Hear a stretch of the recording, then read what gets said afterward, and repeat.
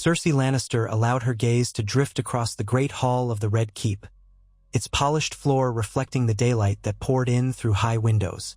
Servants moved about in hushed whispers, carrying trays of food or jugs of wine, always careful to avoid the queen's cold stare.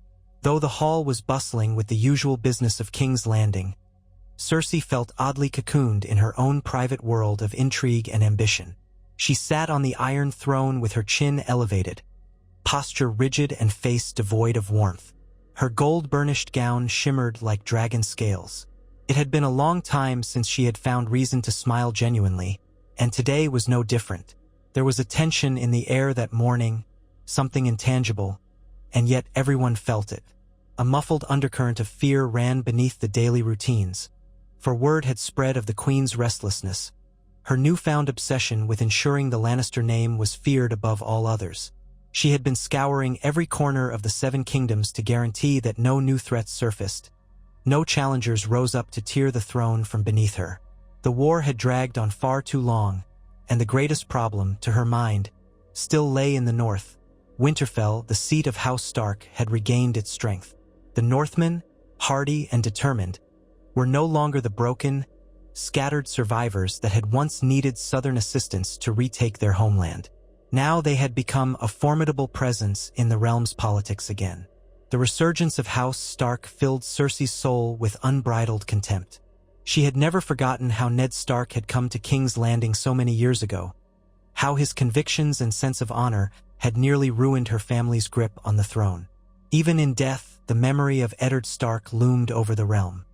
His surviving children had grown into leaders of men, forging alliances in the north and beyond. Jon Snow, though rumored to be Rhaegar Targaryen's son, still carried the Stark name in spirit. Sansa Stark, once the trembling girl of King's Landing, was now the Lady of Winterfell, rumored to be as cunning as Petyr Baelish and as unyielding as the northern snows. Arya Stark, the ghostly figure who had slipped through the cracks of the War of the Five Kings, was said to be a living blade of vengeance. Even Bran Stark, the crippled boy, had risen to a station of mystical power, said to be the three-eyed raven who saw the past and future alike. The North had survived everything, and its heart seemed to beat stronger than ever. This incensed Cersei. On that day, as she rested on the Iron Throne, she did so with a plan coiling in her mind like a snake preparing to strike. The audience chamber in the Red Keep was always sweltering, the heat magnified by the large braziers. But Cersei felt an internal chill that only vengeance could thaw. She glanced at Qyburn, her trusted advisor, who stood discreetly to her left. His dark robes gave him a foreboding presence, matching his pallid complexion and keen, calculating eyes. The hush between them was loaded, a testament to the secret they both shared, a plan to end the threat of the Starks once and for all. Later that evening, when the court business had concluded and the throngs of onlookers had filtered out of the great hall, Cersei retreated to her private chambers. The gold and red furnishings, the lion sigils embroidered on curtains and rugs, had once filled her with pride. Now they were merely the backdrop to her consuming vendetta. She stood by a table bearing a silver wine jug and an ornate cup. With shaking hands, though she would never admit to her own trembling, she poured herself a goblet. The burgundy liquid caught the candlelight as she raised it to her lips. Only after a long sip did she speak. Qyburn shut the chamber door behind them. "Your Grace," he murmured, bowing slightly, "the shipments have arrived." Her eyes shone with a predatory gleam. "All of them?" she asked. She had given explicit instructions regarding the distribution and movement of certain cargo. Ever since King Aerys' day, wildfire had been the realm's most terrifying substance, an alchemical scourge that could burn flesh and stone, leaving nothing but green flame and black ash. Cersei had seen it used to annihilate her enemies at the September of Baelor, and the memory of that bright green explosion still gave her a rush of morbid satisfaction. "Yes, Your Grace, the Alchemists' Guild has been careful in ensuring secrecy." Qyburn's voice was soft, yet brimming with anticipation. "We've stationed the caches according to your plan. My little birds fly north even as we speak, relaying the last instructions to our men." "Good," Cersei replied, swirling her wine in the goblet. The flickering candlelight seemed to dance in her eyes, mingling with the anger that had festered for years. If the North will not submit, then it will burn. Let this realm know that the Lannisters still hold the power to destroy anyone who defies us. The notion of burning Winterfell with wildfire was so savage, so final, that even Qyburn once would have hesitated. But the lines had been crossed long ago, when Cersei used wildfire to destroy her rivals in King's Landing, when she sanctioned the tortures of her enemies, when she placed her trust in Qyburn's dark experiments. There was no going back to a time of moderation or careful restraint. The realm was an open wound, and Cersei intended to sear it with green flames until it either submitted or died. Qyburn inclined his head once more. "Your Grace, how do you wish to proceed?" "In secret and swiftly," she replied. "The North mustn't see us coming. The moment they do, they'll summon every bannerman from here to the wall, and I do not want a war of attrition. I want an execution." She paused, staring into her goblet again, as though searching for a reflection of her future in the crimson surface. "I want Winterfell to burn in a single, unstoppable wave of wildfire. Whatever happens afterward, the realm will learn that the Lannisters' wrath is not to be trifled with." Across the sea of carpets and candlelight, Qyburn's lips curled into a small smile. "It shall be done, Your Grace. Our men will ensure the wildfire is placed in strategic locations beneath Winterfell. The catacombs beneath that castle are vast, and the Starks have been entombing their dead in deep crypts for generations. It will not be difficult to sneak in, especially if we employ those skilled in secrecy." Cersei nodded, gripping the stem of the wine goblet harder than necessary. The haunting memory of her children flickered across her mind. Joffrey, Myrcella, Tommen. She had lost them all, and in her twisted logic, she blamed the realm, she blamed fate, and especially she blamed any house that might dare prosper while her own happiness had been shattered. It was no longer enough just to rule. She needed to rule through fear, as Tywin Lannister once did, but on an even grander, more ruthless scale. Several days later, in the dim morning light, a fleet of wagons left King's Landing. To anyone watching, these wagons carried ordinary trade goods, barrels of grain, crates of salted fish, casks of cheap wine. Hidden among them, however, were carefully sealed containers marked with the sigil of the Alchemists' Guild. A few men sworn to Qyburn rode alongside the wagons, outwardly appearing as simple merchants. They planned to make their way north along the King's Road, delivering this precious and deadly cargo to carefully chosen contact points. The passage of time weighed heavily on Cersei, each day feeling like a countdown to a new era in Westeros, an era defined by terror. She rarely slept, instead pacing her chambers or holding secret councils with Qyburn. She ordered her soldiers to remain on high alert, ensuring that King's Landing itself was well defended against any potential retaliation. Though she did not broadcast her plan, she understood that rumors had a life of their own. If by some chance the plan was leaked, she intended to blame rogue elements or scapegoats, but she preferred that it stay utterly hidden until the moment of ignition. Far to the north, Winterfell stood proud. Snow coated its courtyards, but the great castle was alive with activity. Sansa Stark walked along the battlements, her cloak of dark gray fur lined with white, her eyes scanning the horizon for signs of trouble. The recent news from King's Landing had worried her. Cersei Lannister had grown more erratic, more prone to violent outbursts. Yet Sansa reminded herself that King's Landing was far, and the North was a world apart. Together with her siblings, she had worked hard to restore Winterfell's defenses and secure alliances with northern lords. Now the castle boasted thick walls, a loyal garrison, and a unity among the Northmen that had not been seen for years. The scars left by the Boltons were healing, and under her leadership, Winterfell had become the beating heart of the North once more. But winter was still upon the land, and though the long night had come and gone, the climate remained unforgiving. Nights were frigid, and only the hot springs beneath Winterfell provided some semblance of warmth.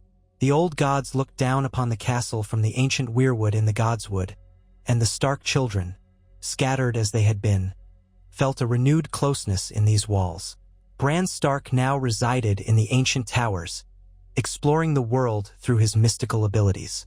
Arya Stark slipped in and out of the castle, sometimes vanishing on solitary missions, sometimes returning unannounced to the great halls, her eyes revealing little of what she had seen or done. Sansa ruled the administrative aspects of Winterfell, ensuring people were fed and justice was served. Jon Snow, newly declared king in the north before his Targaryen lineage was revealed, had departed some time ago on matters of realm-wide concern, leaving Sansa as the de facto leader within Winterfell's walls. She found solace in her responsibilities, using them to distract from her lingering traumas. On this particular day, as she descended the stone steps from the battlements, she could feel a subtle disturbance in the air. It was a feeling in her gut, a quiet anxiety that would not leave her. She tried to brush it aside as simple restlessness. After all, the north was as safe as it had been in years. In the courtyard, the training yard rang with the clash of steel. Brienne of Tarth sparred with several northern soldiers, her form towering over them, her skill making their efforts look almost clumsy. Sansa paused to watch, allowing herself a smile. Brienne, loyal to a fault, had remained in Winterfell to fulfill her oath of protecting the Stark girls. Her presence was a constant reassurance. Meanwhile, in King's Landing, Cersei received the latest ravens from Qyburn's operatives. They reported successful placement of multiple wildfire caches in the crypts of Winterfell. The catacombs were so expansive that only a fraction was regularly visited, mostly to pay respects to the deceased Starks of old. Her agents had used the labyrinthine darkness to conceal their toxic cargo. For weeks, they had quietly ferried barrels of wildfire into the deeper recesses, stashing them behind old statues, in disused alcoves, and in crumbling passageways far from the main path. No one had noticed. Winterfell was ancient and always in the process of slow repairs. Loose bricks and hidden chambers were common in such a sprawling fortress. Satisfied, Cersei pressed her lips together, the lines on her face deepening. She sent a raven back, detailing the final steps. She wanted to time the detonation so that Sansa Stark and as many northern lords as possible would be present. She wanted the conflagration to claim them all in one stroke. Her plan involved a signal from inside the castle. Perhaps an unsuspecting guard would light a torch in the wrong place, or a small pyre would be lit in the Godswood as part of some ceremony, near a hidden cache of wildfire. The infiltration teams would ensure that once a single cache was ignited, the resulting chain reaction would consume all of Winterfell. In the north, the days stretched on. Sansa found herself preoccupied with rulership duties, from settling disputes among local lords to ensuring food supplies were distributed to smaller villages struggling with the winter. Still, her sense of unease grew stronger. She found herself checking the Raven's messages more often, scanning for any sign of threat from the south. Word had reached her that King's Landing was quiet, almost too quiet. She knew Cersei well enough to realize that calm from the Red Keep could be a precursor to something dire. One frosty morning, Sansa strolled through the Godswood, accompanied by Brienne. The red leaves of the weirwood tree stood out starkly against the snowy background. Beneath its ancient branches, Bran Stark waited, his eyes distant, his posture serene. He turned his head slowly to regard his sister. She could see in his gaze that he was not entirely present. Some part of him was warging or greensight traveling, lost in the river of time. "Sansa," he said quietly, his voice tinged with otherworldly calm. "I've seen something." She stepped closer, feeling the chill of the air intensify. Brienne hung back a respectful distance, watchful but silent. "What have you seen, Bran?" Sansa asked. "I saw a green flame," he murmured, blinking as though returning from a dream. "Green, brighter than any torch. I saw Winterfell's walls, and I saw a terrible explosion. The skies were illuminated with unnatural fire." Sansa's heart squeezed in her chest. She drew in a sharp breath, releasing it as a curl of white in the frosty air. "Wildfire." Bran nodded, his eyes momentarily clear. "I believe so. I felt the presence of the Alchemist's Guild, and I heard screams. Winterfell was burning." For a moment, neither Sansa nor Brienne spoke. The weight of such a possibility was too horrible to process. Wildfire had been used in the past, but never before on a stronghold as historically significant and as large as Winterfell. And if Cersei was behind it, Sansa gritted her teeth, feeling a fury rise within her that she rarely allowed to surface. "Is this certain?" she demanded, trying to keep her voice steady. "Visions can be symbolic, can they not?" Bran shook his head slowly, as if trying to maintain clarity.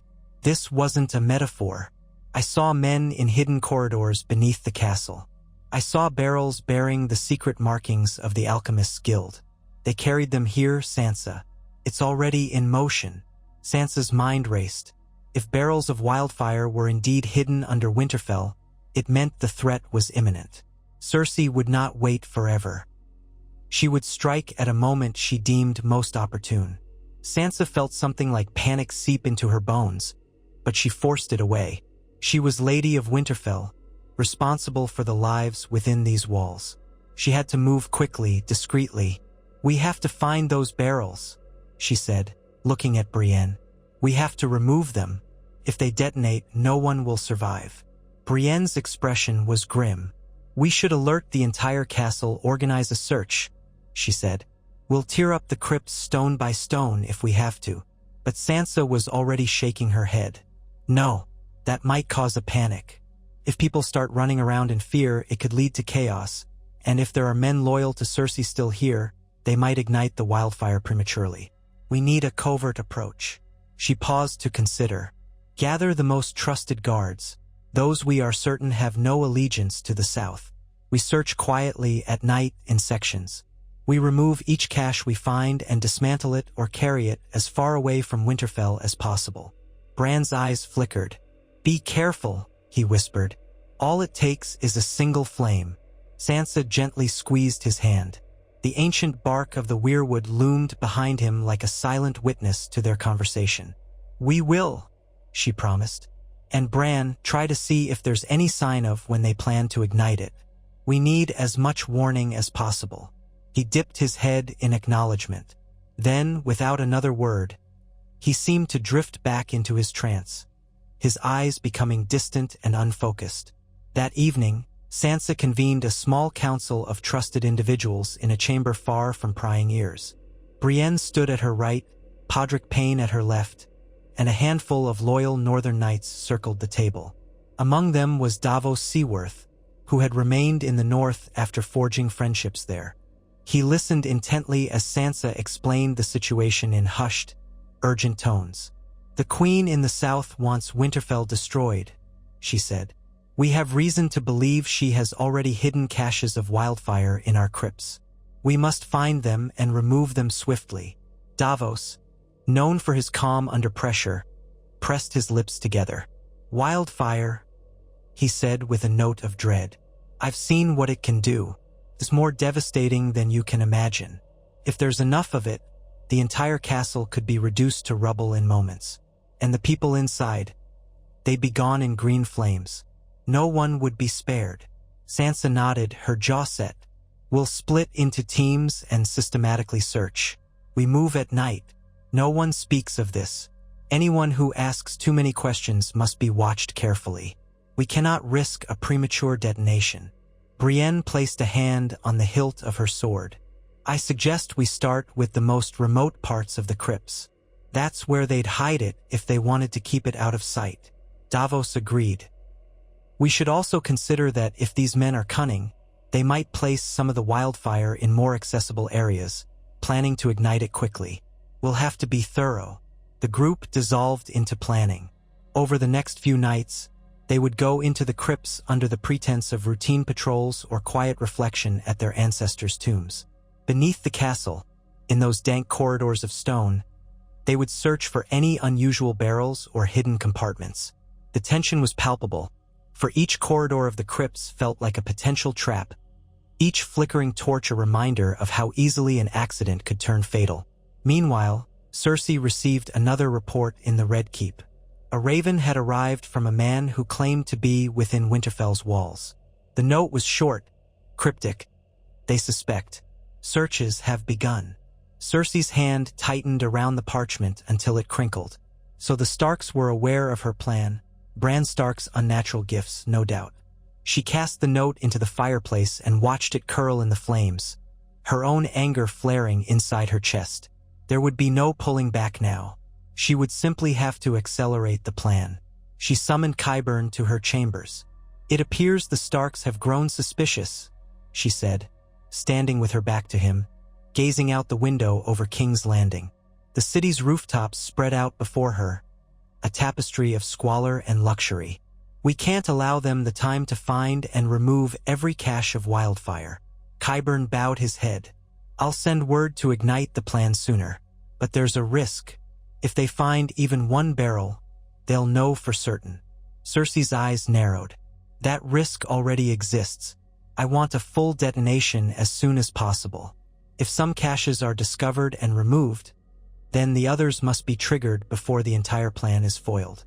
She turned to face him, the firelight reflecting in her eyes, giving her an almost manic gleam. "Tell our agents in Winterfell to be ready. At the first opportunity, perhaps a large gathering in the Great Hall or some celebration, let them set flame to the crypts." "As you command," Qyburn replied, his voice a near whisper. He departed to send a raven north, ensuring the final pieces of the plan were set in motion. Night fell once more over Winterfell. Sansa, Brienne, Davos, and their most trusted guards descended into the crypts. The air was cold and damp.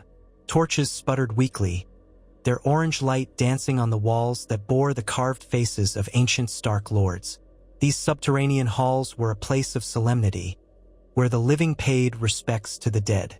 Now it felt like an arena of potential doom. They moved methodically, pushing open heavy stone doors, examining shadowy alcoves, peering behind statues. The tombs held the remains of generations of Starks, each coffin watched over by a statue of the deceased.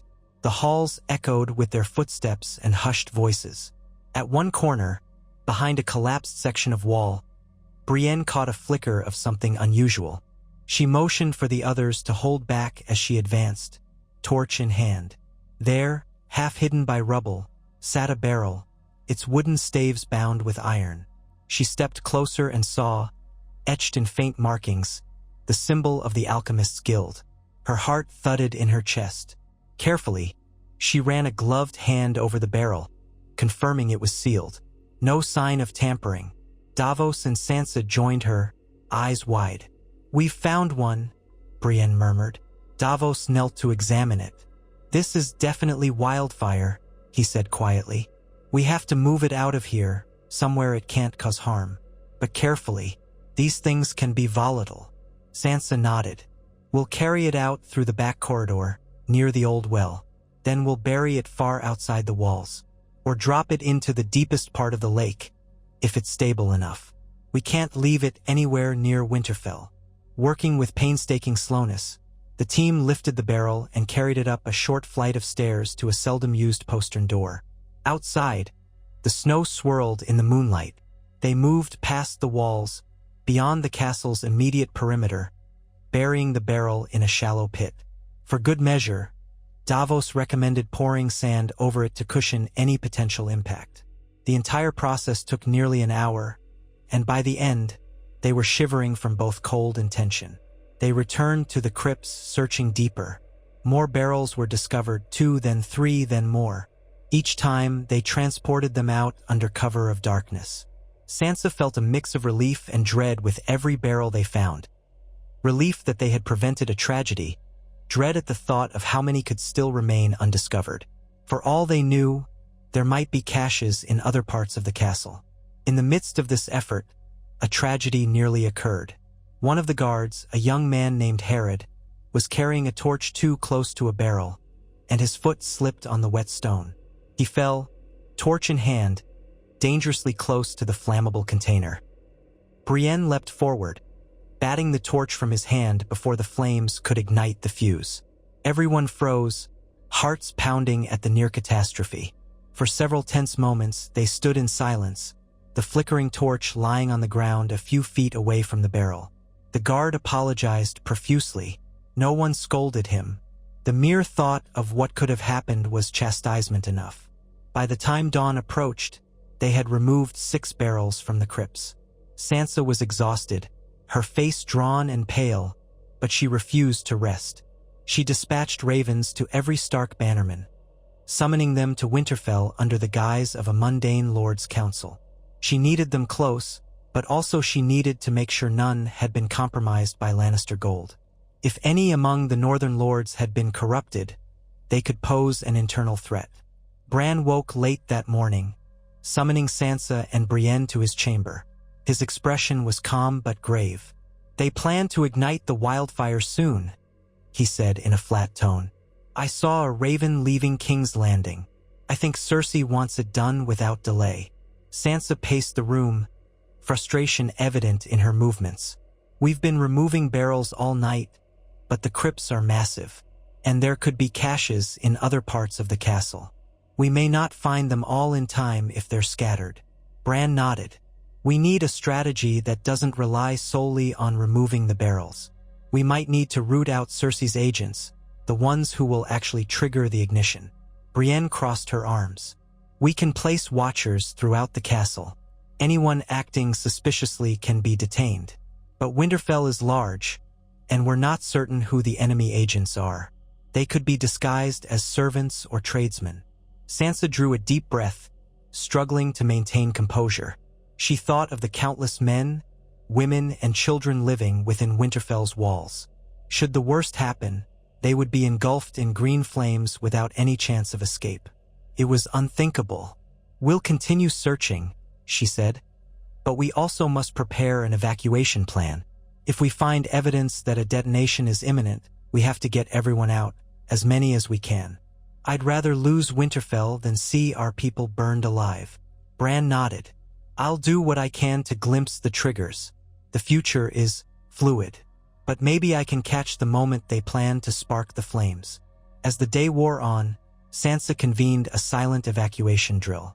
She told her stewards and guards that it was a precaution in case of fire or an external attack. Quietly, they organized routes and muster points. Mothers clutched their children, unsure why their lady commanded such urgency, but trusting her implicitly. The hush that spread through the corridors was thick with apprehension. Yet despite these careful measures, Sansa could not shake the feeling that they were running out of time. She pushed the search deeper and deeper, ordering her men to pry open locked chambers, even those that had been sealed for decades. Barrels continued to be found, sometimes wedged behind broken statues, sometimes stacked in old storage rooms, always concealed with cunning. Whoever had placed them there had methodically covered every corner of the crypts. By the 3rd day of intense searching, they had removed over 24 barrels of wildfire. Davos counted them grimly, describing how a single barrel, if ignited properly, could obliterate a stone tower. 24 barrels would leave nothing of Winterfell but a smoking crater. Elsewhere in the castle, however, events took a darker turn. A low-ranking steward was found wandering near the Great Hall's basement, carrying a small flint striker and a suspicious lantern. When guards challenged him, he tried to flee. They cornered him, and he lashed out with a dagger, injuring one guard before being subdued. Under interrogation, the steward admitted to being a paid agent of the crown, Cersei's spy, tasked with igniting a barrel placed in a weak section of the foundations. Once that barrel went up, it would have triggered a chain reaction. Sansa ordered the man held for further questioning, though not publicly. She knew that if word spread too widely, panic might erupt. But the discovery only confirmed Bran's visions. An attack was imminent, and the conspirators already in place. Evening settled across Winterfell on the 5th day since Sansa had learned of the wildfire plot. The castle was quiet, tension thick in every hallway. Most of the barrels had been successfully removed, at least they hoped so. But the scope of the crypts and sublevels was enormous, and there was no certainty that they had found every hidden danger. Sansa sat by the hearth in the Great Hall, the flames crackling softly. The hall was nearly empty except for Brienne, Davos, and a few other trusted individuals. A pot of stew simmered over the fire. The enticing scent did little to calm the anxiety gnawing at everyone. Sansa stirred the stew absently, her gaze distant. "What if we haven't found them all?" she asked. voicing the fear all of them shared. Davos sighed, running a hand over his gray stubble. Then we pray the ones we haven't found are few and far between, or that we can catch the saboteurs before they light them. Brienne clasped her hands together on the table. We've done all we can. The men are tired, but they're still searching. We can't keep this pace much longer without people collapsing from exhaustion. Sansa nodded in reluctant agreement. She was about to stand, perhaps to head to her solar to plan the next day's searches, when Bran glided into the hall, his expression far off. Arya followed him, her steps unnaturally quiet, her eyes keen. Sansa's stomach clenched. They never walked together like this unless something was dire. Bran spoke softly. It's happening soon. Tonight. Arya's voice was low and steady. I saw several men near the eastern gatehouse. They're up to something. One of them was dressed as a stable hand, but I recognized his face from my travels. He's a sellsword from the south. Sansa's pulse pounded in her ears. We need to catch them now, she said, rushing to her feet. We'll surround them before they can spark anything. Davos and Brienne sprang into action. They quickly ordered a squad of guards to converge on the eastern gatehouse, intending to capture the conspirators before they could slip away or ignite the castle. Arya offered to guide them. Sansa stayed behind in the great hall, where the flickering shadows seemed to taunt her with the possibility of failure. Minutes passed like hours. Screams echoed in the courtyard, followed by the clang of steel. Sansa held her breath, straining to listen. Then silence. She hurried across the stone floor, stepping outside into the night's cold air just as Davos and Brienne returned. Panting, blood splattered on their cloaks. A body was being dragged behind them, lifeless eyes staring up at the sky. Arya came last, blades at her hips, her expression unreadable. We killed two, Brienne said between breaths. This one had a spark lighter on him. She tossed a small metal device to the ground. There's another who escaped into the castle. Sansa's heart dropped. Where? He ran into the crypts, Arya said. I tried to follow, but he knows the tunnels better than I expected. Sansa glanced at Davos, who shook his head grimly. If he gets to any remaining barrels. Sansa took a deep breath, steeling herself. We'll have to go after him. Now, Brienne organized the guards. Arya, come with me. We'll search every inch of those crypts if we have to. The group descended once more into the crypts, torches held high. The corridors were claustrophobic in the torchlight. A cold draft whispered through the stones, carrying the faint smell of earth and decay. The air seemed different tonight, more foreboding. They passed the empty alcoves where barrels had once been hidden, now vacant. But all it took was one that they had missed, and one man with the means to ignite it. They split into smaller teams, each exploring a different branch of the crypts. Sansa went with Arya and two guards, their footsteps echoing as they pushed deeper and deeper. The corridors here were ancient, the walls lined with the statues of Starks who had died centuries ago. They came upon cobwebbed passages and collapsed sections that had been blocked for ages. The flickering torches lit the dust motes swirling in the stale air. Then they heard it, a distant scuffling of boots against stone. Arya motioned for silence. They pressed themselves against the wall, extinguishing one torch to reduce their glow. Sansa's heart hammered in her chest. She could hardly see in the darkness, but she heard the faint scrape of something metal, then a hiss like a flint striking against steel. Arya moved like a shadow, rounding a corner before anyone could protest. There was a startled cry, followed by a thud. Sansa rushed after her, the guard behind her holding the one remaining torch. They found Arya wrestling with a hooded figure near a low archway. Beneath that archway, a single barrel of wildfire gleamed ominously. The man had a flint in his hand, a small spark lighter identical to the one Brienne had discarded. Sansa cried out, "Stop him!" At the same moment Arya delivered a swift blow to the man's arm, causing the flint to clatter across the stone floor. But the man was determined. He twisted free, lunging for the flint. Arya drew a dagger and slashed at his leg, forcing him to stumble, but not before his hand closed around the flint. With a grin of triumph twisted by pain, he struck it against the floor. Sparks flew. It happened in a terrifying instant. A single spark landed on the corner of the barrel's fuse, which had been carefully protruding just enough for quick ignition. The guard behind Sansa tackled the man, but it was too late. The fuse caught, hissing and spitting as it ignited the black cord that led into the barrel. A cold dread seized Sansa. She grabbed Arya's arm.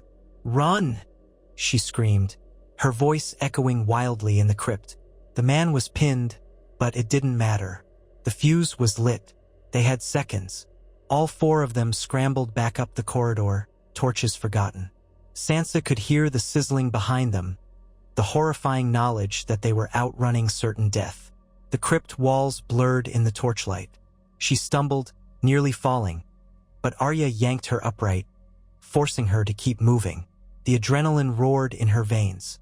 Her breath came out in ragged gasps, and her legs felt like lead, but she pushed herself onward. At the far end of the corridor, Brienne and Davos suddenly appeared, alarm on their faces. "Back!" Sansa shouted, waving her arms. "Get back!" No sooner had they turned to flee than the explosion tore through the crypts.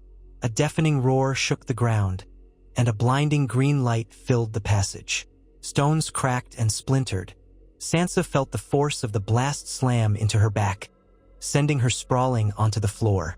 The shockwave snuffed out the torches, plunging them into darkness lit only by the flickering, unnatural glow of the wildfire's flames. The heat was instant and unbearable, a searing wave that washed over them. Chunks of the walls collapsed, and dust filled the air, clogging throats and stinging eyes. Sansa felt Arya's hand tugging at her, dragging her across the stone, away from the worst of the flames. She could hardly breathe, coughing violently as the acrid smell of wildfire assaulted her senses. She heard screaming behind them. Some of it was the echo of the man who had lit the fuse. Some of it might have been the guard who tackled him. The entire corridor seemed to collapse in on itself, choking the air with dust and rubble. Somewhere in the madness, Brienne was shouting Sansa's name, followed by a long, piercing shriek as another section of the tunnel caved in. Then, another explosion rocked the crypts, further down the corridor. Sansa realized with horror that the chain reaction they had so feared was happening. She clutched Arya's hand, the two of them scrambling over chunks of collapsed ceiling, hoping to find a path to the surface. All around them, the green glow flickered, as if hell itself had opened under Winterfell. Davos' voice rang out. "This way, over here." She looked up to see him beckoning from a partially collapsed doorway. She and Arya staggered toward it, fighting through the dust. They found Brienne there too, coughing and bleeding from a cut on her forehead but still upright. The group pushed through the doorway and followed a twisting set of stairs upward. Each step felt like a mile. The roaring of fire behind them only grew, and the walls trembled as if the entire castle was about to implode. When they emerged into the courtyard, chaos reigned. The ground was shaking. Snow tumbled from the rooftops in great sheets, and people were screaming in terror. Some were already fleeing out the gates. Others stumbled around, disoriented. Guards rushed to and fro, trying to make sense of the disaster. A vivid green glow pulsed from the cracks in the ground where the crypts lay beneath, and geysers of emerald flame occasionally shot up through vent holes and collapsed sections of floor. Sansa stood in the middle of the courtyard, gasping in the frigid air, trying to gather her senses. Winterfell was on fire from below, the very foundations compromised. She could see that part of the eastern rampart had collapsed inward, presumably from another subterranean explosion. Flames licked upward in unholy plumes, casting dancing shadows against the snow. "Get everyone out!" she shouted, turning to the nearest guard. "Open all the gates. Evacuate the castle. Go!" The guard stared at her in shock for a moment, then nodded and sprinted away. Sansa looked to Brienne, who held her side in pain, and to Arya, who was bent over, coughing. "Are you all right?" Sansa asked. Arya nodded grimly, though her eyes were red from smoke. "We have to get these people clear." Davos coughed, wiping soot from his face. "We'll form a line at the main gate to direct everyone out." Anyone who can't walk, we carry. Sansa agreed. We'll regroup outside the walls, she said, raising her voice to carry over the din. Brienne, go with Davos. See that people find safety in the field beyond the outer gates. Arya and I will check if anyone's trapped in the Great Hall or the living quarters. Without further discussion, they split up. The very stones of Winterfell seemed to groan as the subterranean fires spread. Fissures in the ground spat green tongues of flame, and here and there, entire sections of the courtyard started to buckle. Sansa and Arya raced inside the keep, ignoring the risk of collapsing ceilings. Smoke filled the corridors, making visibility poor. They helped an old woman who was limping, supporting her weight between them and guiding her out to the courtyard.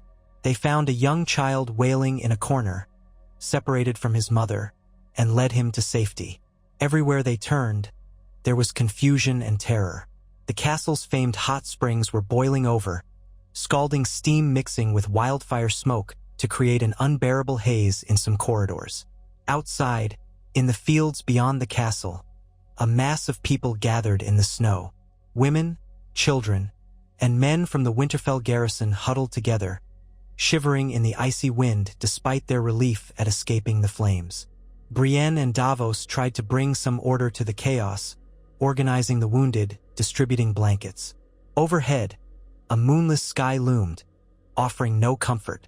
Suddenly, a thunderous crack echoed across the night. The main tower of Winterfell shuddered, and a section of its stonework gave way, cascading in a waterfall of rubble. A pillar of green fire erupted, as if rejoicing in its destruction. Gasps and cries went up from the assembled crowd. Generations of Stark legacy were crumbling before their eyes. Amidst the screams, one of the guards ran up to Davos. "My lord, there are rumors of more wildfire further inside the walls. It's unstoppable." Davos clenched his jaw. He was no lord, but he had become a de facto authority in this crisis. "Send men with buckets to try to douse any smaller fires, but keep them away from open flames near collapsed sections. We don't want another explosion." In the courtyard, Sansa and Arya fought through the smoke, emerging with a handful of survivors. They were covered in soot, their eyes watering, their lungs burning. Sansa paused for a moment, looking around at the devastation. She wondered, in a moment of grim heartbreak, if she was witnessing the end of the Starks' ancestral home. Despite all their efforts at removing the caches, one barrel, just one, had been enough to spark a chain reaction. She didn't kn. How many had ignited? Perhaps there were multiple hidden pockets of the deadly substance, or maybe the ripple effect in the crypts had released the entire stockpile. The result was the same. Winterfell was aflame with green, hungry fire. Arya grabbed Sansa's hand, guiding her toward the gates. "We can't stay," she urged, her voice hoarse. "The place could collapse on us any second." Sansa's eyes filled with tears, but she nodded. Together, they ran across the courtyard for what might be the last time. The heat at their backs was terrible, and pieces of debris fell around them. Finally, they burst out onto the snow-covered field. The cold air was a bitter contrast to the inferno behind them. She looked back in horror. Pillars of emerald flame climbed into the night sky, devouring the walls and towers. Clouds of black smoke billowed above, illuminated in ghastly green. The air smelled of ash and chemicals, and the roar of flames seemed like a malevolent chorus. Clusters of Winterfell's inhabitants stood scattered, some weeping, others in shock. A few knelt, praying to the old gods, but the heart tree in the godswood was surely in flames by now. Sansa felt a tear roll down her cheek, leaving a streak through the soot. So much had been lost, history, memories, the very soul of the North. Bran was there, too, having been guided out by some loyal guards. He gazed upon the destruction with a serenity that made Sansa's heart ache. She wondered if his powers allowed him some detached perspective, or if he was simply too shocked to react. Arya wrapped a protective arm around him, guiding him away from the heat. In the crowd, Sansa also spotted Glover men, Mormont men, a few Umbers, and others, those who had come to Winterfell for various reasons and now found themselves witnesses to a nightmare. Their eyes were filled with disbelief, some with anger, some with raw fear. Even the proud Northmen who had survived the War of the Five Kings, the Night King's threat, and the Bolton cruelty were reduced to speechlessness by the sight of green wildfire destroying their ancestral seat. A hush fell over the crowd as another section of Winterfell's main keep collapsed inward with a thunderous crash. Sparks and embers flew high. For a moment, it seemed as though the entire castle might sink into the ground, consumed by that otherworldly flame. Gasps and cries erupted anew, and some men fell to their knees in despair. Sansa felt tears burning in her eyes.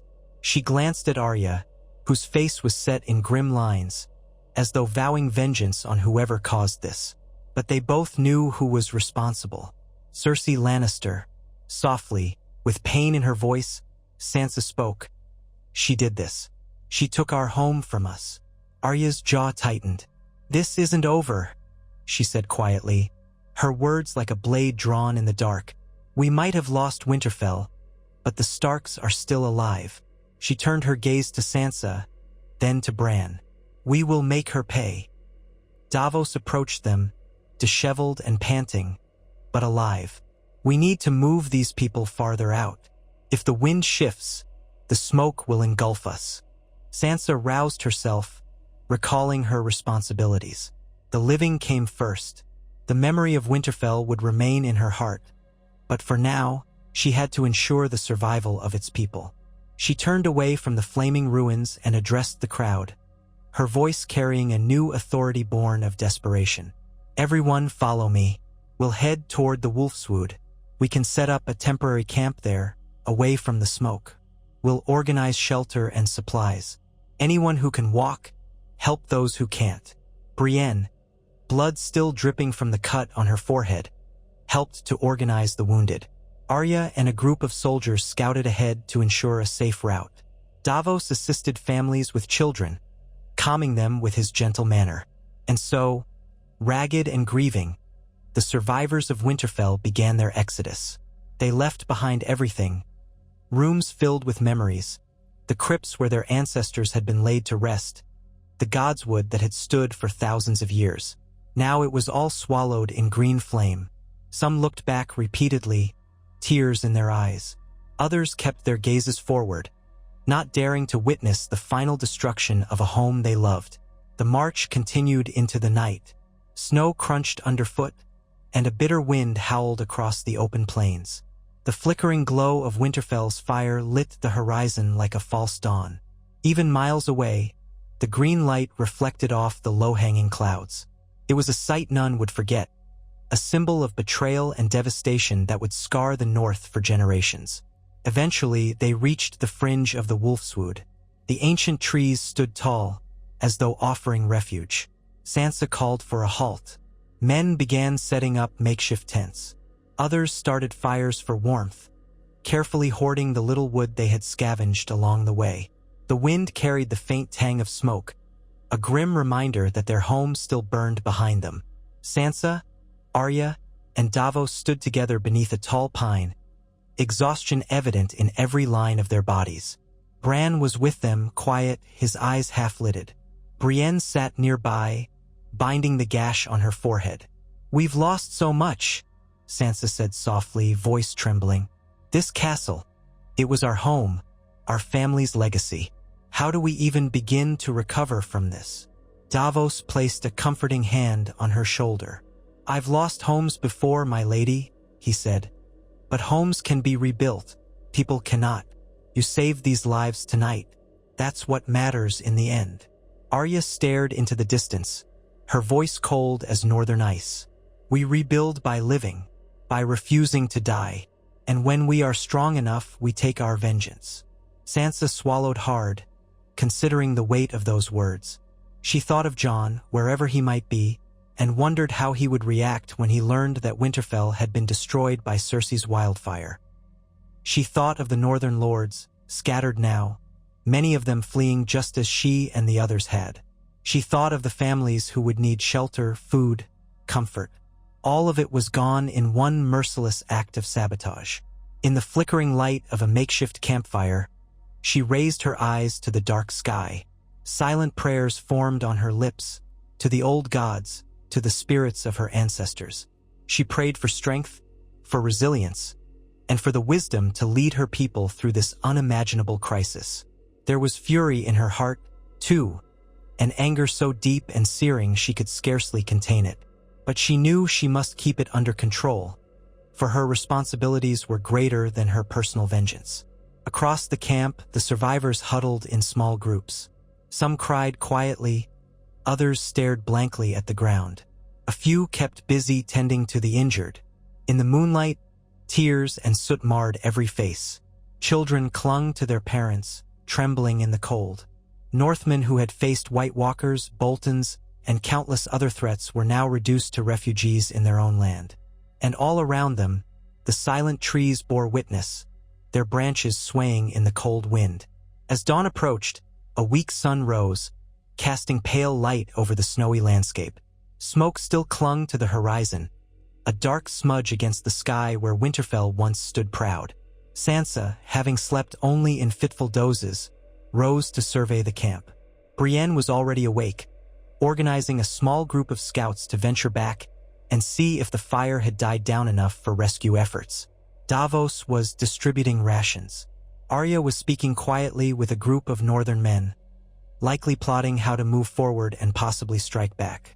When Sansa climbed a small rise near the edge of the woods, she could see the faint outline of what remained of Winterfell, walls blackened and crumbling, plumes of green smoke still rising from the ruin. Her chest tightened. She could barely find the strength to accept that so much was lost. Yet, she remembered her father's words. A Stark must always endure, must carry on. Her father had died by Cersei's machinations. Her mother, her brother, also gone, victims of Lannister traps and betrayals. And now Winterfell, victim to Cersei's Wildfire. She clenched her hands into fists, tears shimmering on her lashes, turning to ice in the frigid air. But she would not break.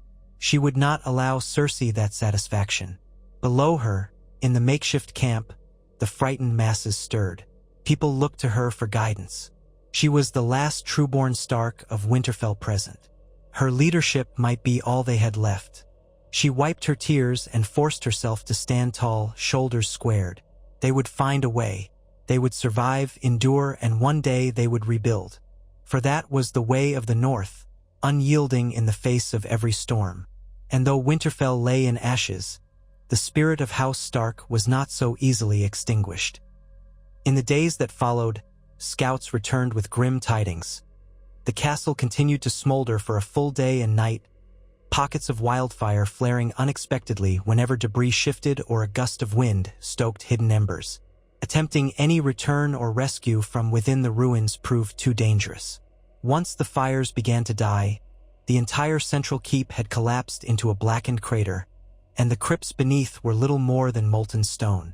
Sansa made the decision to move the survivors further north, deeper into Stark territories, where some lesser keeps and holdfasts still stood. The largest of these had nowhere near the capacity of Winterfell, but they could house at least some of the refugees. Others built tents and small huts in the Wolfswood. Over time, a ragtag settlement emerged, born out of necessity, its people held together by loyalty to the Starks and a communal will to persevere. Word of Winterfell's destruction spread quickly through the north. Many lords were outraged, vowing to rally behind the Starks for retribution. Even houses that had once been indifferent or lukewarm to the Stark leadership now found themselves galvanized by this atrocity. The sense of shared grief and anger became a unifying force. In King's Landing, Cersei received the news from her spies. Winterfell had been destroyed in a devastating conflagration of wildfire. Countless barrels had been detonated, presumably triggered by her agents or by some accidental chain reaction once the initial spark was lit. The castle was said to be in ruins, and the survivors scattered. She read these reports with cold satisfaction. Yet she also noted with irritation that many of the Starks had escaped, including Sansa and Arya. This left the potential for a northern rebellion stronger than ever. As she lounged in her solar, sipping her wine, she contemplated the next steps.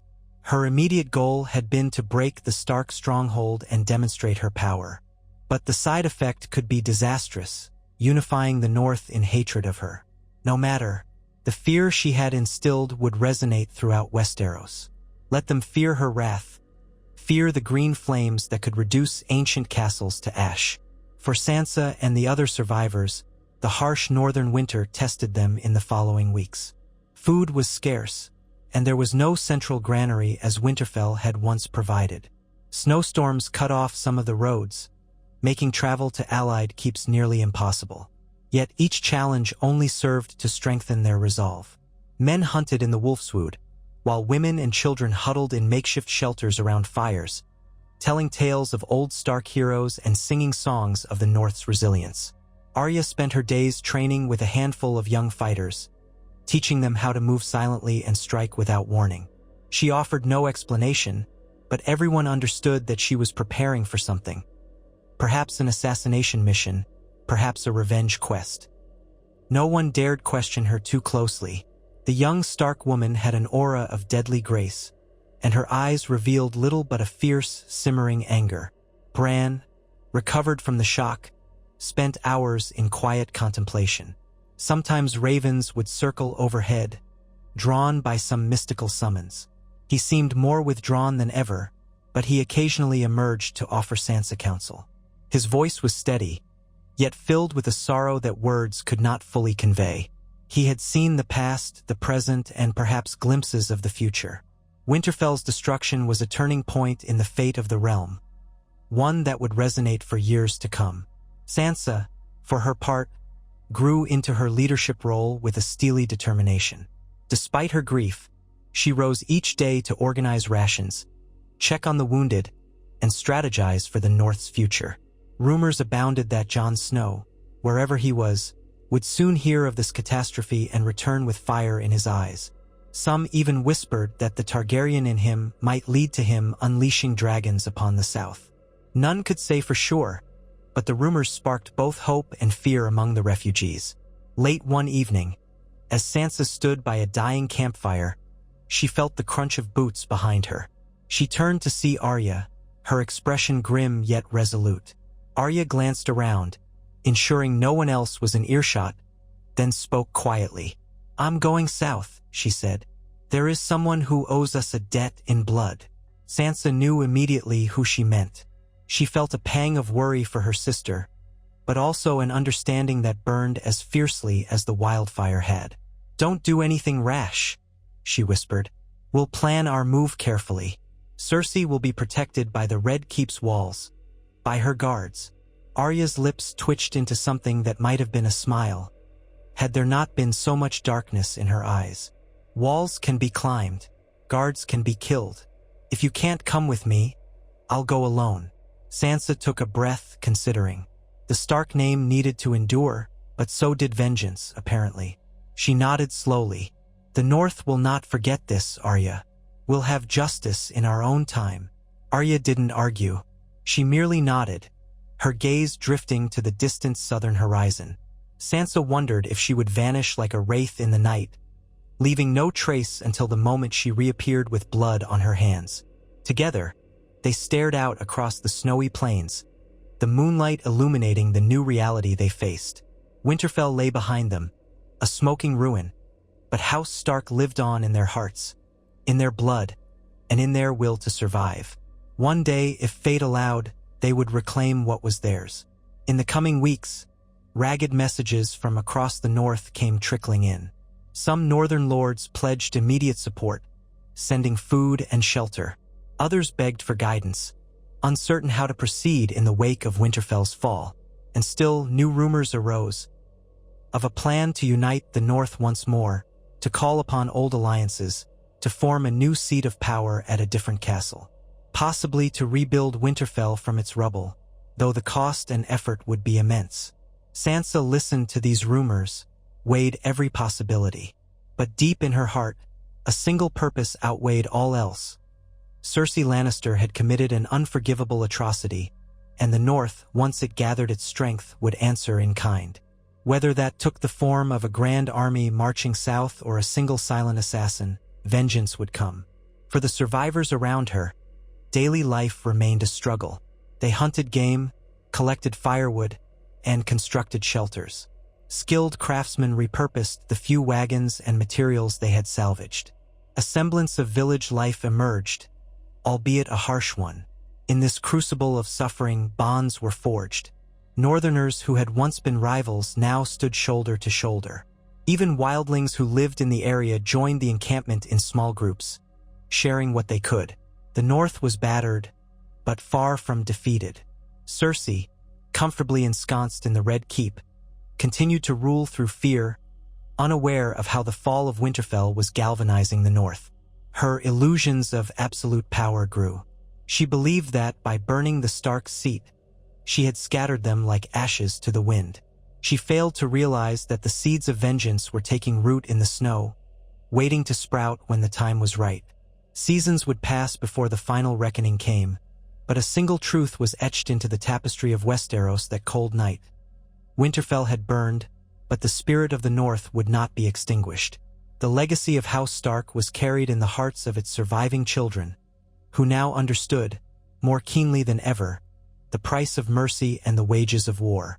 So the once proud castle stood in ruin, its towers toppled, its gates broken, its halls consumed by green fire. Ravens circled over the blackened stones, bearing witness to the devastation below. Yet in every corner of the North, men and women whispered the same vow, a vow older than the Red Keep itself. The North remembers. And someday winter would come for Cersei Lannister, just as it had come for so many of those who had wronged House Stark in the past. In a quiet hour of dawn, as the survivors rested by their campfires, Sansa Stark gazed upon the ashes of her home from a distance. Her breath formed pale clouds in the cold air. A quiet rage and sorrow mingled in her eyes, but there was also determination. She would endure. So would the Starks. And when the time was ripe, the Lannister queen would learn that some flames, once ignited, only burn brighter in the hearts of the wronged. Far above, the gray northern sky lightened.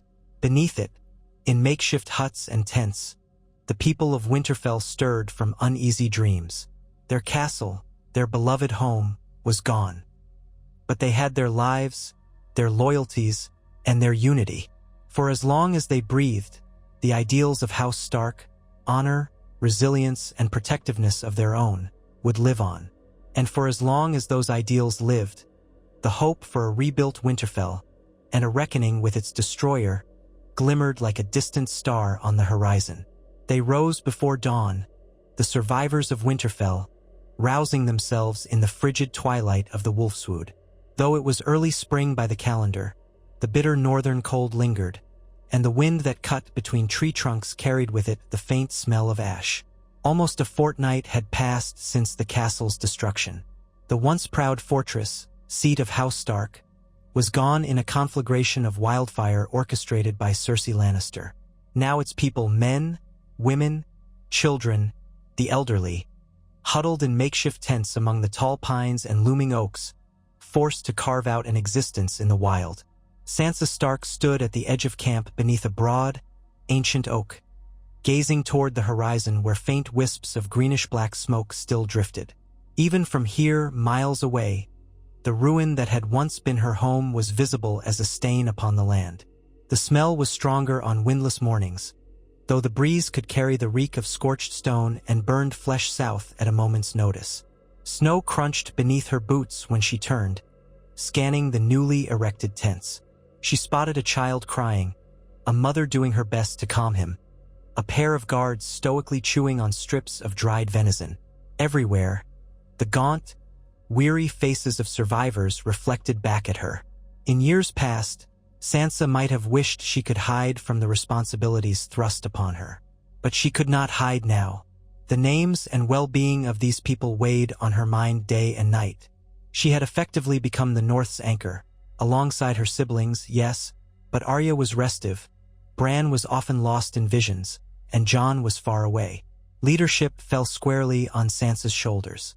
She set her voice to remain steady each time she greeted a family, each time she assured them there was a future beyond the cinders of Winterfell. She heard movement behind her, soft boots in the snow. Turning, she found Brienne of Tarth approaching, her imposing height diminished only slightly by exhaustion. A large bruise discolored Brienne's temple, the remnant of falling debris during the frantic escape from Winterfell. She had refused to rest beyond a brief sleep. Duty thrummed in her veins. "My lady," Brienne said in a hushed tone. The scouts returned at first light. Sansa's stomach tightened. She had sent small parties north and south both, hoping to locate friendlier settlements or gather intelligence. What did they find? Brienne clasped her hands. Tormund Giantsbane leads a band of wildlings not far west of here. They seem willing to help. And a few of the northern houses are responding to the ravens you sent. House Glover, House Manderly, and perhaps others that have yet to arrive. She paused. As for the castle, well, the scouts who tried to approach it said there are still pockets of green flame bursting up from beneath the rubble. Sansa exhaled sharply, fighting down the wave of fresh grief. Winterfell, her home. I suppose no one can even venture inside the ruins, can they? No, Brienne replied. They say the heat is too intense in some corridors, and stone is still collapsing. Anyone stepping foot inside risks burning or being crushed by falling rubble. She hesitated, then added quietly, they also mentioned the crypts are entirely caved in. If there are any remains to recover, they'll be buried under tons of rock. For a moment, Sansa closed her eyes, recalling the crypts where her father's statue once stood watch over his bones, recalling the tombs of her family's ancestors. All of it gone. She forced herself to open her eyes again, to stand tall. Winterfell might be lost, but House Stark was not. She turned away from the horizon, her cloak swirling around her ankles. Let's speak with the scouts personally, she decided. We need more details about House Glover and House Manderly, and we need to find a new place for these people to settle. Brienne inclined her head. I'll gather them. As Sansa returned to the main body of the camp, she passed Arya Stark sparring with 3 young men near a stack of cut firewood. The men were hunters or perhaps former soldiers of the Winterfell garrison. It was hard to tell in these ragged conditions. Arya moved deftly, her slender blade flickering in quick, precise strikes, teaching them how to anticipate an opponent. Her dark hair was tied back, and her face carried a cool intensity. When Sansa caught Arya's eye, she paused the sparring and gestured for the men to stand aside. The watchers in the camp seemed wary of Arya, though they also took heart in her presence. She was a Stark, after all, albeit a fearsome one. Arya sheathed her blade and joined Sansa with quick, silent steps. She did not speak immediately, simply eyed Sansa's expression. We have news, Sansa began. The scouts returned. We'll gather to hear their reports. I want you there. You've traveled more than most. You might see significance in a detail others overlook. Arya nodded. Her voice was as low as a whisper. I'll come. They walked side by side to a patch of ground near the center of the camp, where a large tent had been erected for councils and communal gatherings. Outside, a few men were stacking freshly cut wood. Inside, Davos Seaworth waited, along with a handful of men and women sworn to House Stark. Davos looked up, relief crossing his scarred face when he saw Sansa and Arya enter. By the tent's entrance, Podrick Payne stood guard, sword at his side, all too aware of the tension permeating every corner of the camp.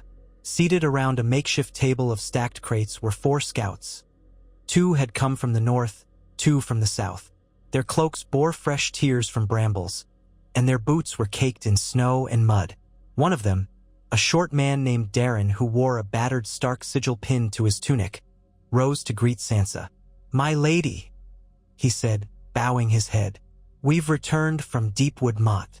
Sansa motioned for him to continue, though her gaze flicked to Davos, who nodded discreetly, as if to confirm Darren's reliability. We approached Lady Glover in secret, Darren explained. She was aware of Winterfell's destruction. Ravens arrived, but the details were scarce. Once we told her what truly happened, that Queen Cersei orchestrated the burning. She was incensed. She's calling her banners. The Glovers were slow to rally to Jon Snow in past days, but hearing about Wildfire in the north. He exhaled. She said to tell you that House Glover stands ready. Sansa felt a small measure of relief. One house, at least, would not hesitate. Did she offer any place for our people to shelter? She can spare some room in Deepwood Motte, Darren replied. But not enough to house everyone here, maybe a few hundred at most. We'd need better lodging soon. Sansa nodded. What of the other houses in the region? Some have indicated support, the scout said carefully. But they haven't openly declared. They fear Lannister reprisals. Cersei might do to their seats what she did to Winterfell. But if you can unify them, they might be swayed. Especially if we can show them we have enough men to protect ourselves.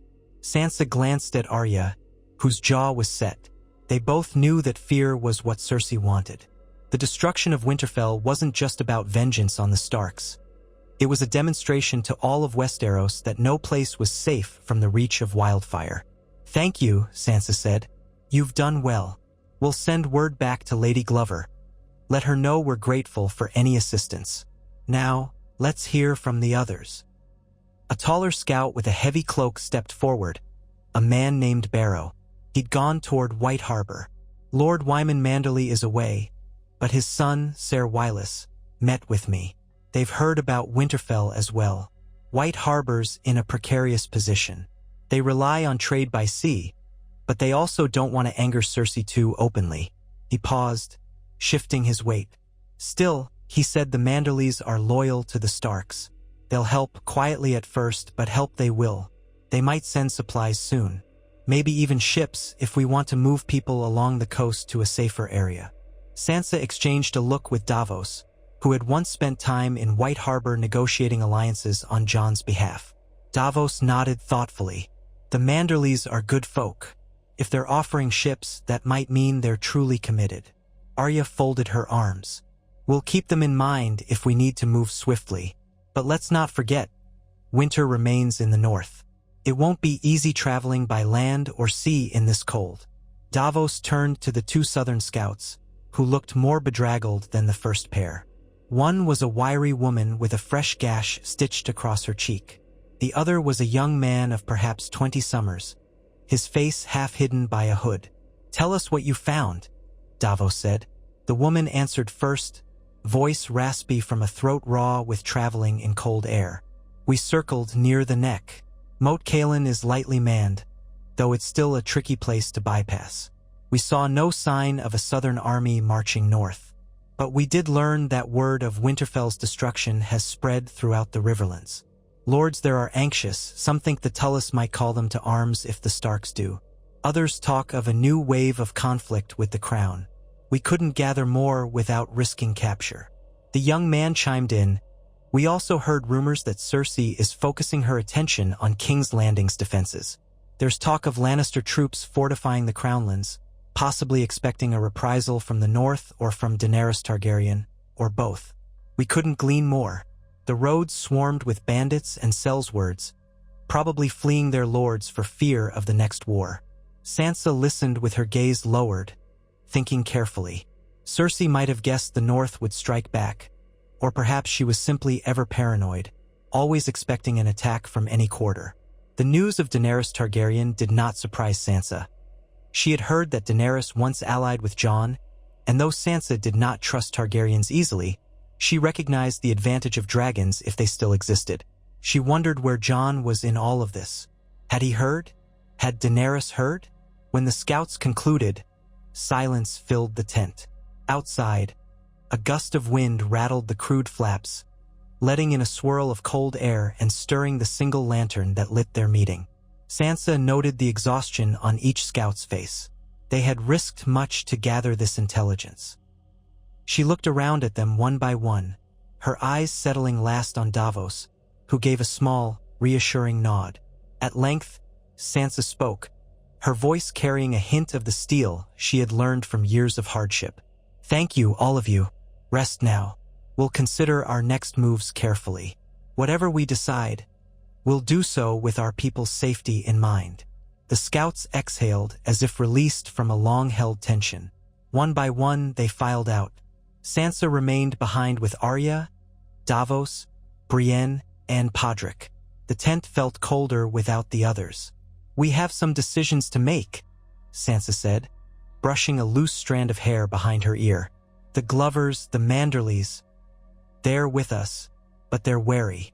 We can't blame them. Cersei's used terror to keep them in line. She looked to Davos. Do we ask them to march on King's Landing with us? That seems reckless without more support. Davos sat on a low wooden bench. Reckless and perhaps impossible right now. We don't have enough men, or resources, or weaponry. And the North is exhausted. People are scattered, homeless, many are wounded. We'd be walking into a trap if we tried to storm the Crownlands outright. Arya paced, restless energy emanating from her. I could go alone, she said bluntly. Slip into King's Landing, find Cersei, put a blade in her heart. It wouldn't be the first time Sansa's voice interrupted. No, I won't risk losing you as well. If we're going to take revenge, we do it in a way that ensures the safety of our people. She understood Arya's thirst for vengeance all too well, but the thought of her sister alone, surrounded by Lannister soldiers and the dangers of the Red Keep, chilled her more than winter winds ever could. Arya turned, eyes narrowed. Cersei will keep sending assassins, saboteurs, everything at us until she's dead. You know this. Sansa nodded reluctantly. I do, but let's be cautious. We need more allies. We need to rebuild in some way to keep our people from starving. Once we're stronger, we can plan an attack or infiltration. Right now, we'd be squandering precious lives. She paused, glancing at Brienne. What do you think? Brienne folded her arms. Lady Sansa, I believe your instincts are correct. We need to consolidate our hold on the North first. Provide shelter, gather bannermen, ensure we're not vulnerable. If we ride south with half our number, we leave these refugees unprotected. If winter storms return in force, many could die. That logic settled heavily on them. Davos tapped his fingers on his thigh. We might consider White Harbor for temporary shelter. The Manderleys have high walls, ample space. If they'll open their gates to this many. From there, we can coordinate with our northern allies more easily. And we might be able to trade by sea for supplies we desperately need. Sansa frowned. Travel by land to White Harbor will be dangerous. We'll have to cross open country. And I fear that if word of our movement spreads, we could be ambushed. Davos nodded. True, but staying here in the Wolfswood is no permanent solution. Winterfell's presence used to protect this region. Now that it's gone, bandits might try their luck, or worse, unscrupulous lords might harass us. Silence settled again. Arya's gray eyes flicked back and forth between Sansa and Davos. We can send a small group ahead to secure the route and warn White Harbor of our arrival, she offered. If they ensure the roads are safe, we can move the larger group in stages. That seems reasonable, Sansa said. The key is to keep our people alive. And we must also be mindful of the possibility that Cersei's spies might be among us. They all glanced at one another, recalling how easily the Queen's agents had slipped Wildfire into Winterfell's crypts. In the aftermath of the disaster, Sansa had discovered 2 more men with suspicious connections to King's Landing. They were quietly dealt with. She dreaded to imagine how many more might be hidden in the chaos. Let's proceed cautiously, Sansa concluded. Organize the refugees. Begin preparations to depart for White Harbor. We'll send ravens to Ser Wylis Manderley, informing him of our intention. If he welcomes us, we'll proceed. If not, we'll find another route. She paused, pressing her lips together. We have to keep faith that some measure of honor still lives in the hearts of these lords. They were loyal to House Stark once. Davos and Brienne agreed. Arya's gaze lingered on Sansa, and finally she nodded. All right, I'll assemble a scouting party. We'll leave at first light tomorrow. Do that, Sansa said. And be careful. This time, we know better than to underestimate our enemies. They dispersed each to their own tasks. Outside, the morning sun had risen a fraction higher, but the sky remained pale and wintry. The aroma of porridge drifted from a communal cooking fire. Most of the refugees had formed lines, waiting for their meager rations. Children shivered in thin cloaks, and old men huddled close to maintain warmth. Every face Sansa passed reflected the same mixture of sorrow and determination. They had lost their home, but not their spirit. That afternoon, Sansa met with the handful of families who needed special consideration: the infirm, the very old, mothers with newborns. Arrangements were made to provide carts or sleds if the snow thickened. Brienne and Podrick assisted, ensuring each group had what it needed. The day wore on in a flurry of organization and quiet dread. By evening, the refugees had begun to dismantle some of the makeshift tents, bundling furs and supplies for the journey east. Sansa stood at the perimeter of the camp, arms crossed to keep out the chill. She watched a line of men and women pass, carrying crates of salted fish and dried meats, meager winter stores. She could feel the weight of their hopes pressing on her. She turned to see Bran Stark gliding through the thinning snow, escorted by 2 guards. He wore a heavy cloak, but his eyes, distant and milky, suggested he was elsewhere in his mind. A raven perched on his shoulder, as though taking a momentary respite. Though Bran's abilities had saved them from a total surprise at Winterfell, the memory of the Wildfire's explosion echoed in his haunted stare. "Sansa," he said in a quiet voice, "may we speak?" She dismissed the guards with a nod. Bran approached, the raven fluttering away to land on a nearby branch. Sansa led him to a small clearing. There, the silence of the trees enveloped them, broken only by the occasional rustle of wind or a muffled shout from the camp. She studied Bran's face. "What have you seen?" she asked softly. She knew by now that he often came bearing omens, glimpses of past or future, though the knowledge he gained was rarely comforting. He lowered his gaze, blinking slowly. "I see visions of the north, the thick snows that lie ahead. But I see more, the shape of war forming in the south. Cersei calls bannermen. She has gold to buy swords. She thinks to fortify the Crownlands against a 2-pronged threat: dragons from the east, wolves from the north." Sansa breathed in sharply, remembering the rumors of Daenerys Targaryen. "And what of Jon? Do your visions show him returning?" Bran's lips tightened in a faint line. "I see fleeting images. A war camp, unsullied Dothraki possibly. I see a circle of advisors, one of them wearing a pin shaped like a hand. There's conflict within them, uncertainty. Jon is there, but half the time he's overshadowed by a queen with silver hair. There's tension about what the next move should be. The distance is great. The sense of timing is blurred." Sansa tried to quell the ache in her chest.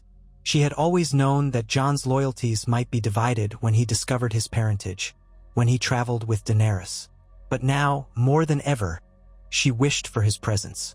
He was king in the north once, and his leadership had rallied men like the Mormonts, the Glovers, and others. Would he come to their aid if he knew Winterfell was lost? "Winterfell's ruin might reach his ears soon," Bran said, as though plucking the thought from her mind. "But I cannot see how he will react. The future is fluid. Many paths converge, especially in war." Sansa hugged her arms tighter around herself. She had to make a choice: wait for Jon's uncertain arrival or proceed on her own terms. She could not allow House Stark to remain homeless and vulnerable. "We'll head to White Harbor," she told Bran. "We'll gather allies in the north. If Jon returns, he'll find us prepared for war against Cersei. We can't linger in indecision." Bran's eyes flickered. "Agreed. Proceed. I will keep watch in my own way." Sansa bent her head, wanting to embrace him as a sister, but also aware that Bran's transformation into the 3-eyed raven had made him distant. She settled for grasping his hand briefly. "Thank you, Bran." He only nodded, then turned away, heading back toward the main encampment at a slow, measured pace. The raven hopped along the branches overhead, following him as though an ever-present guardian. That night, under a pale moon, the camp prepared for the journey east. Flickering firelight illuminated the weary faces of men sharpening spears and short swords, of women tending to children with soft lullabies. Wolves howled somewhere in the distance, an eerie echo among the trees. Every now and then, the wind carried the faintest whiff of burned stone, reminding them all of what lay behind them. When dawn broke, a cold, Clear sky greeted them. They set out in groups, forming a slow procession across the frosty terrain. At the forefront were Arya Stark, Brienne, Podrick, and several scouts, ranging far ahead to check for bandits, broken roads, or unnatural dangers. Behind them trudged families clutching their few possessions, bundled in furs and cloaks. Sansa rode near the middle on a stout northern horse, guiding a small wagon that carried an injured man and 2 newborn infants swaddled together for warmth. Davos Seaworth took up a position near the rear guard, ensuring stragglers kept pace and no one was left behind. The journey was slow, the north was vast, and the roads had deteriorated in many places due to winter storms or simple neglect. More than once, they had to detour around collapsed bridges or areas where drifting snow was too deep for the wagons. At times, the wind whipped across open fields, stinging their cheeks and forcing them to huddle. Yet despite these hardships, a certain sense of grim hope endured. They were moving, at least not waiting passively to be attacked. After 2 days, they reached a cluster of small hamlets near the banks of the White Knife, the river that led to White Harbor. The people there recognized Sansa Stark immediately. They had heard rumors of Winterfell's fall but had not known the details. Now, seeing the ragged line of survivors, they realized how dire things were. Many villagers offered what little they could: fresh water, turnips, some salted fish. Others simply stared, frightened to imagine the Lannisters' power if even Winterfell could be burned. Sansa spent an evening in discussion with local elders, urging them to remain loyal and to watch for any suspicious persons. She left behind a few of her own guards to help protect the hamlet, to ease the villagers' fears of outlaws. They parted ways the next morning. On the 3rd day, the land opened up around them as they followed the river east. The White Knife glistened beneath the weak sun, its banks lined with skeletal trees. Occasionally, a fisherman's hut appeared in the distance. Seagulls circled overhead when they neared deeper waters. The climate shifted slightly, with cold breezes flowing in from the sea. In the far distance, they could see the faint shape of White Harbor's walls, though they still had many miles to go. That night, they made camp near the river's bend, a location somewhat sheltered by tall banks. While small fires crackled, Sansa gathered her core advisors. Arya and Brienne had scouted ahead. Davos and Podrick remained with Sansa.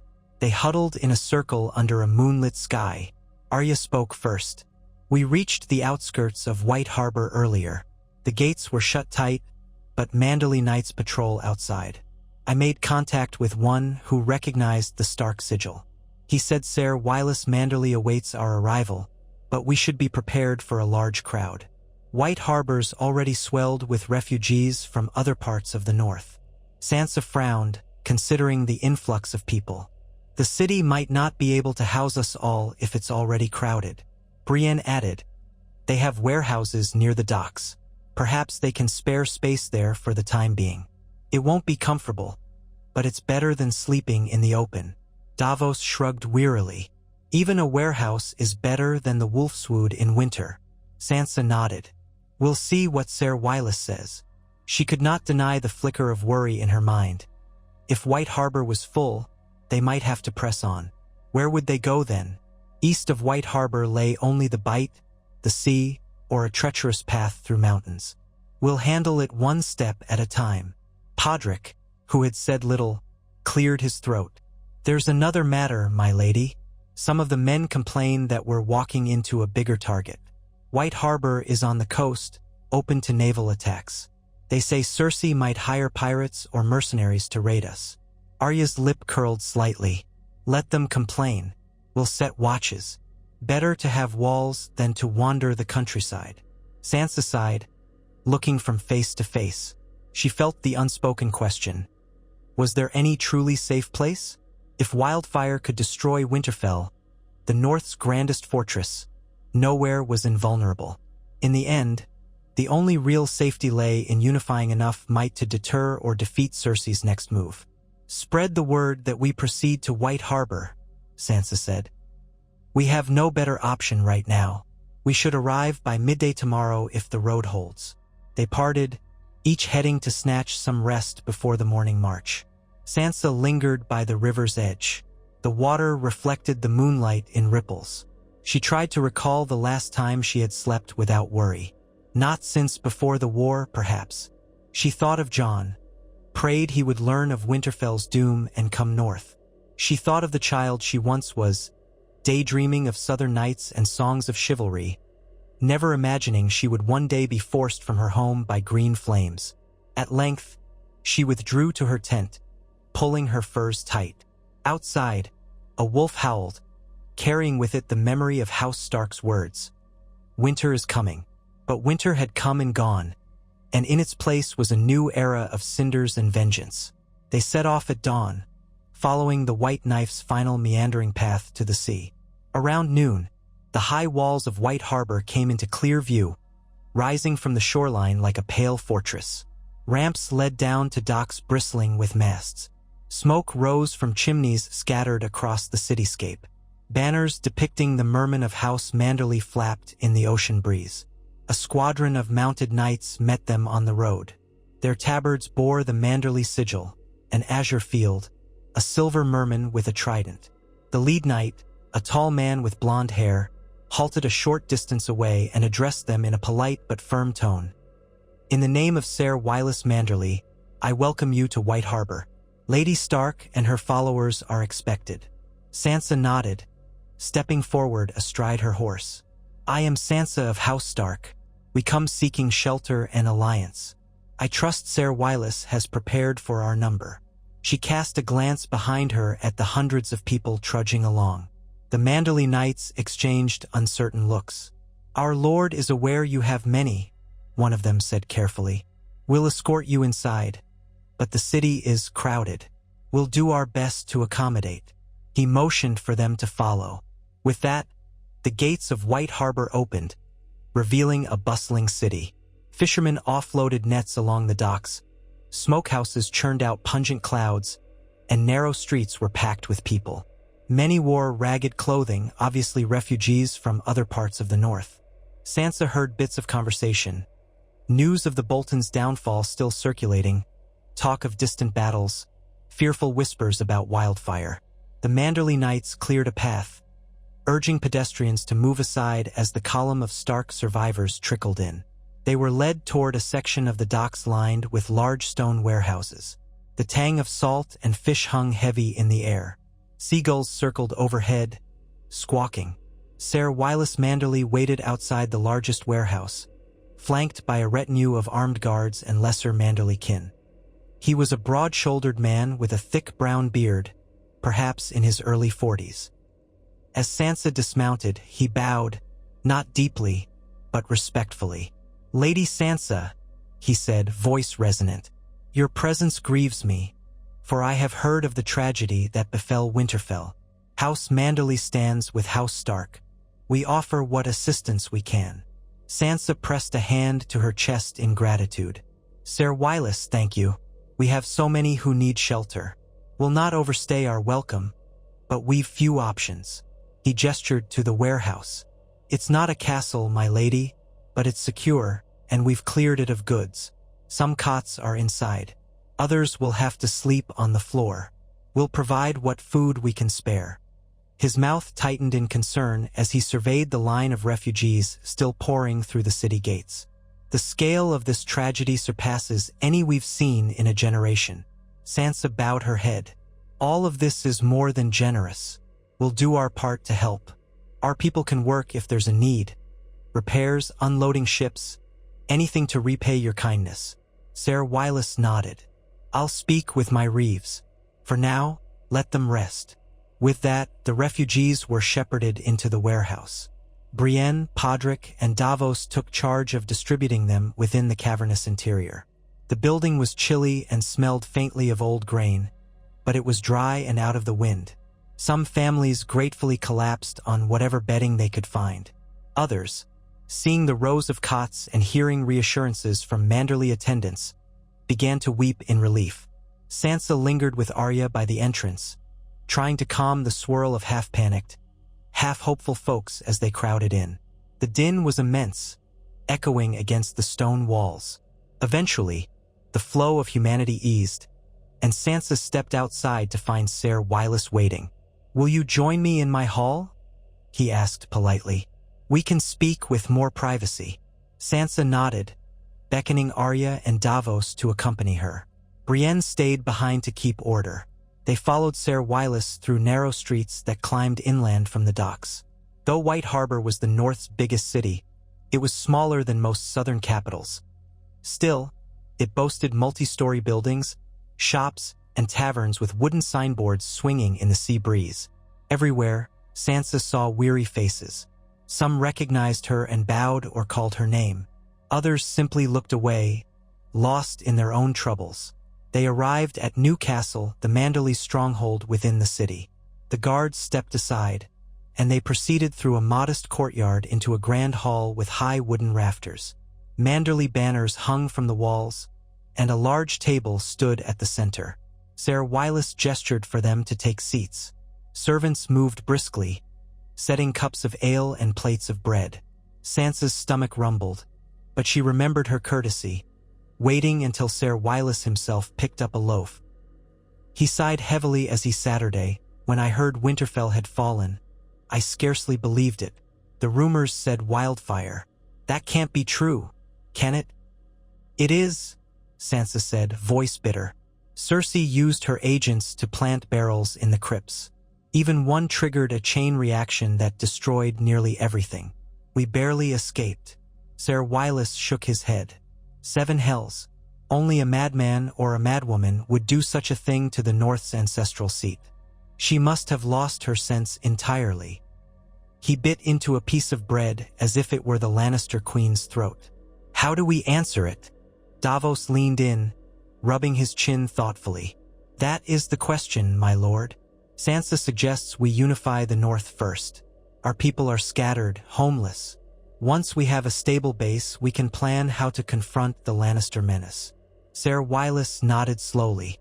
"We're pressed, but we'll do what we can. The trouble is, the city's resources are strained. More refugees arrive by the day. I've even heard rumors that the Bolton loyalists who fled might be stirring trouble near the Lonely Hills, attacking supply caravans. It's a grim state of affairs." Arya's eyes hardened at the mention of Bolton loyalists. "We'll deal with them," she said.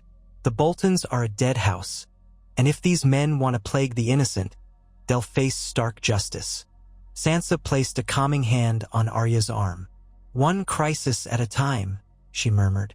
Then, more firmly to Ser Wyllis, "Thank you for taking us in. We won't remain idle. Let me speak with your reeves and your city guard. We'll organize help. Our men can bolster your patrols if you'll have them. We can at least protect the trade routes so supplies keep flowing." A flicker of relief touched Ser Wyllis's face. "We'd welcome that, my lady. The Manderlys are loyal, but we're not so numerous as House Stark once was. If you help secure the roads, it might dissuade any who think White Harbor is ripe for raiding." Davos sipped his ale. "With the roads secured, trade can continue. Maybe we can import grains from the Reach, assuming they're not all devoured by war, or fish from the eastern coast. Something to keep the city from famine." Ser Wyllis leaned forward, elbows on the table.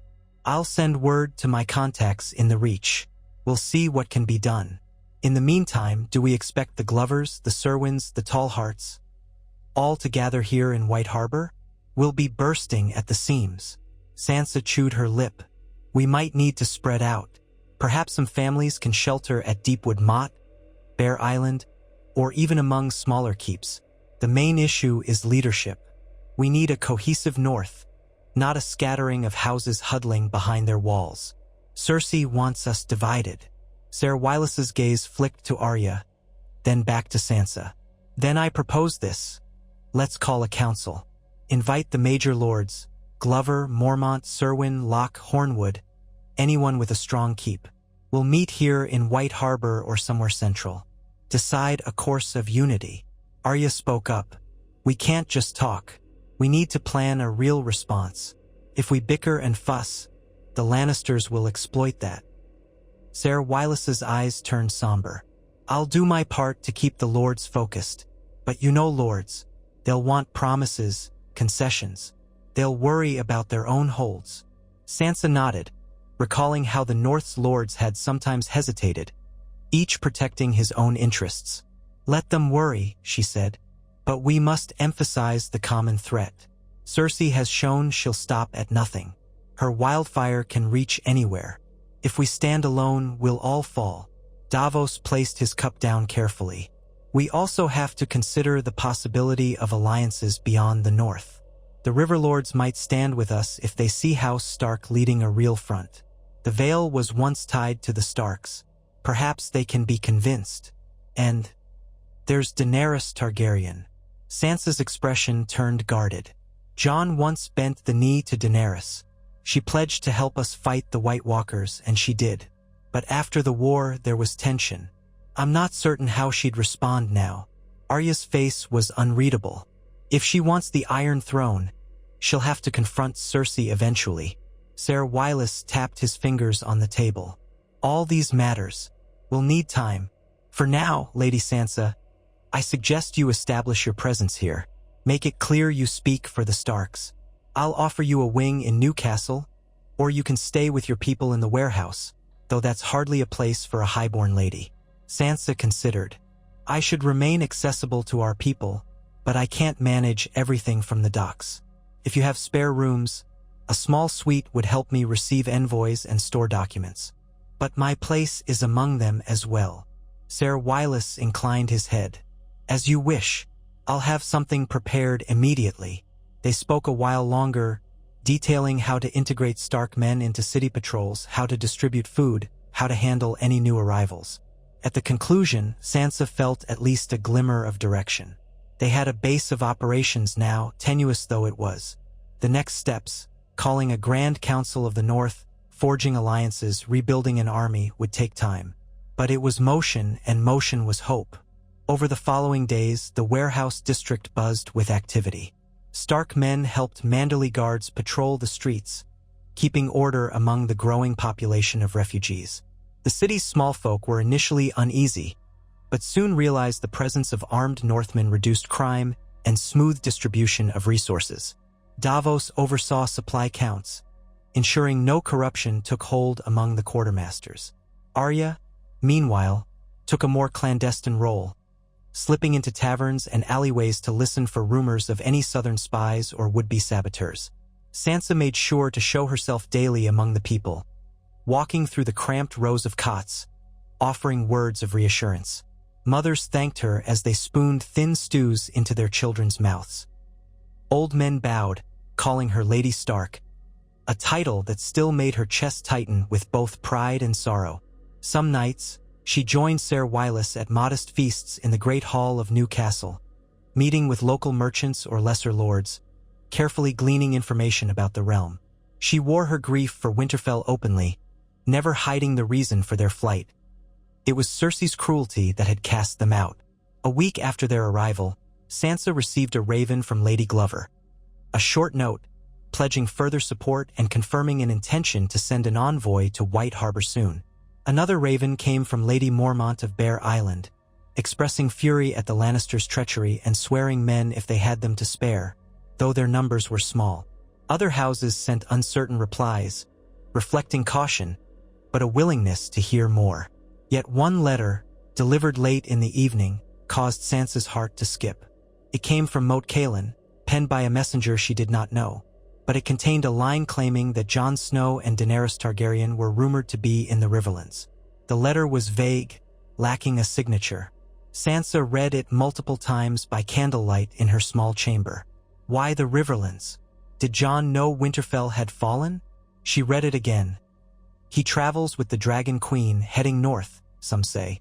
Others claim they remain uncertain, torn by conflict in the south. Their plan is unknown. A frustration welled up in Sansa. She wanted to believe Jon would come north to avenge Winterfell, but she had no guarantee. Daenerys' ambitions could just as easily lead her to King's Landing, leaving the north to fend for itself. Sansa set the parchment aside, hands shaking. If Jon were truly in the Riverlands, perhaps a swift envoy could meet him and deliver the truth of Winterfell's destruction. But who to send? Travel that far south was risky, especially if the roads crawled with outlaws and Lannister patrols. She pinched the bridge of her nose, feeling the weight of endless decisions. A soft knock at the door startled her.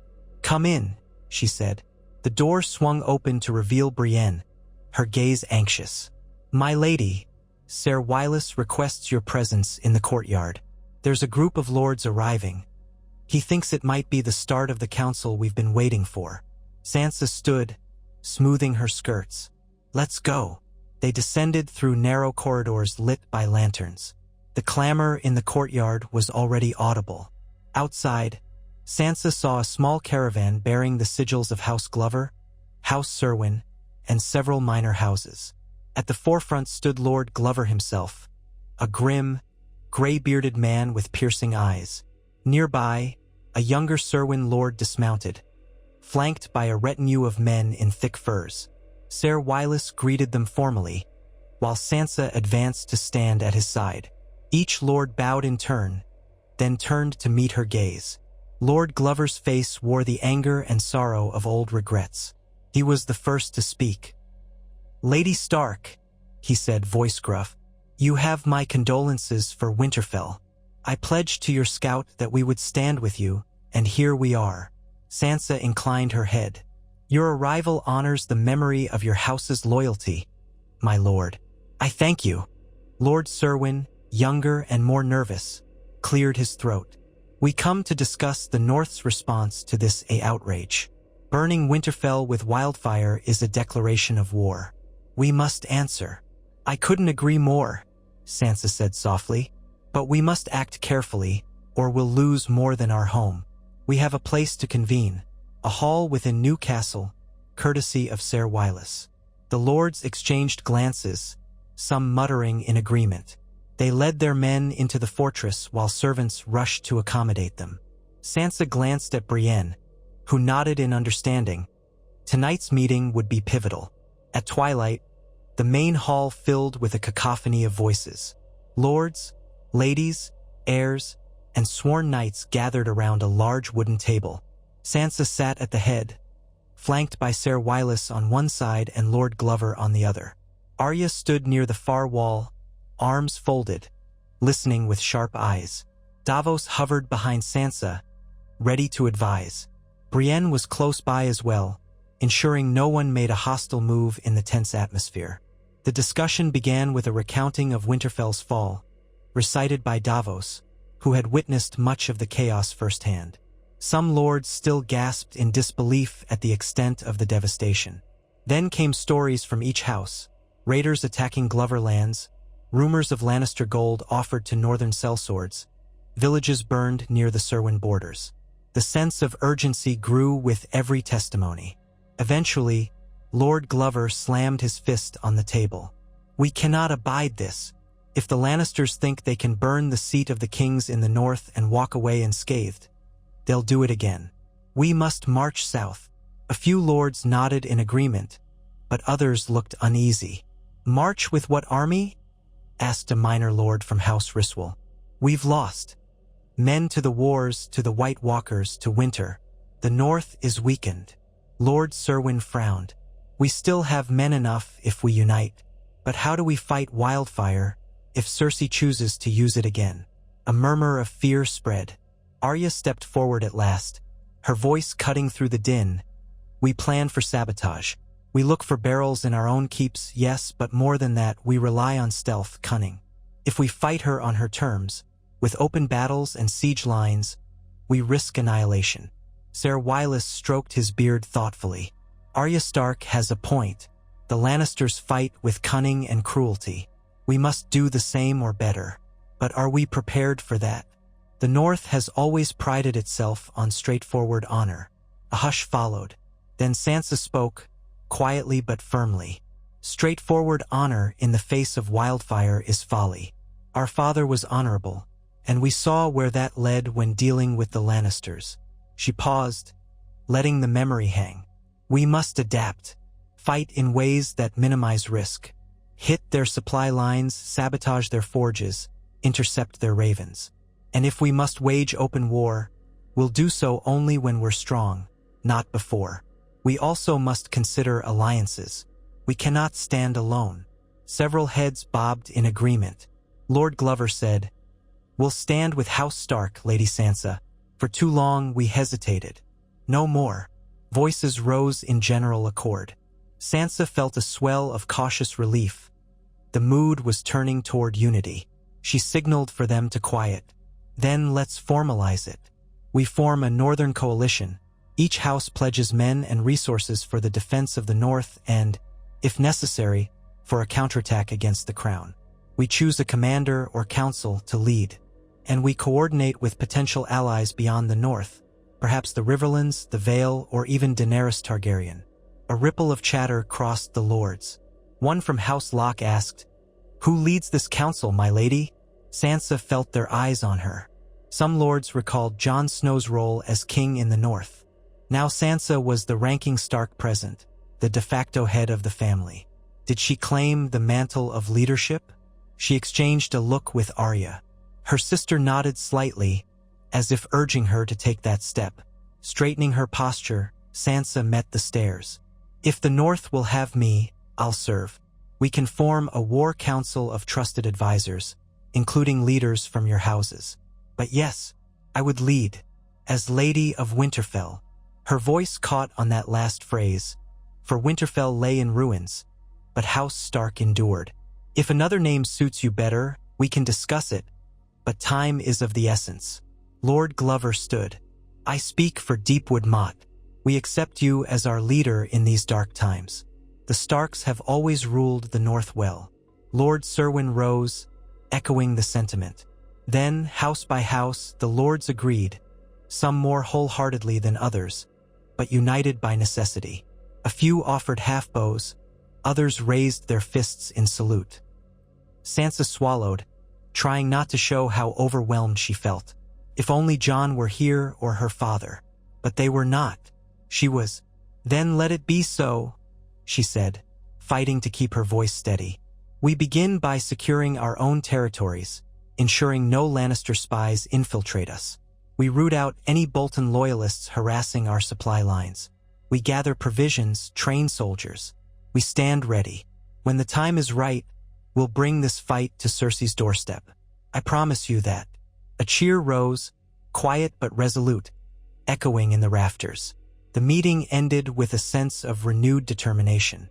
The lords departed in small groups, discussing strategies, forging alliances among themselves. Sansa remained at the table, feeling the weight of leadership settle over her shoulders. Arya came to stand by her side, silent, watchful. "You did well," Arya said at last. "Father would be proud." Sansa forced a small smile. "I hope so. I wish none of this had happened, that we could simply be home." She looked away, eyes stinging at the memory of Winterfell's courtyard. "But we can't change the past." Arya exhaled. "No, but we can shape what comes next. If it's war Cersei wants, then it's war she'll get," Sansa finished softly. "But on our terms, not hers." They left the hall to a crisp night, stars overhead. Torches burned in the courtyard, flickering against the stone walls. A gloom hung over White Harbor. So many refugees, so much uncertainty.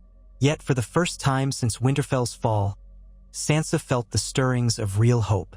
The North remembered. It always had. And now they would move forward. In the days that followed, White Harbor turned into a hive of activity. The newly formed Northern Council met regularly, dividing tasks. Glover's men rode out to reclaim stolen goods from raiders. Serwyn soldiers patrolled the roads. Mormont archers arrived by ship, fierce and unyielding. Messages flew to outlying keeps, summoning them to the cause.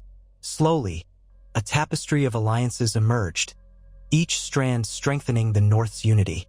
Sansa spent her nights poring over reports with Davos.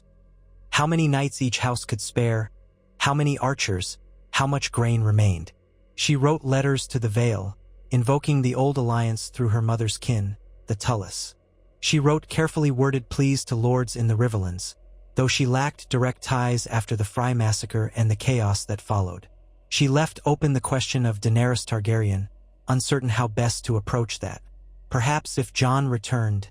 Meanwhile, Arya scoured White Harbor for signs of infiltration, sometimes disappearing for nights at a time, only to reappear with cryptic mentions of suspicious men she had quietly dispatched.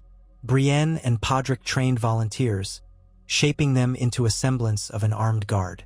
Bran, though physically withdrawn, advised Sansa intermittently, speaking of visions or sending ravens to unknown places.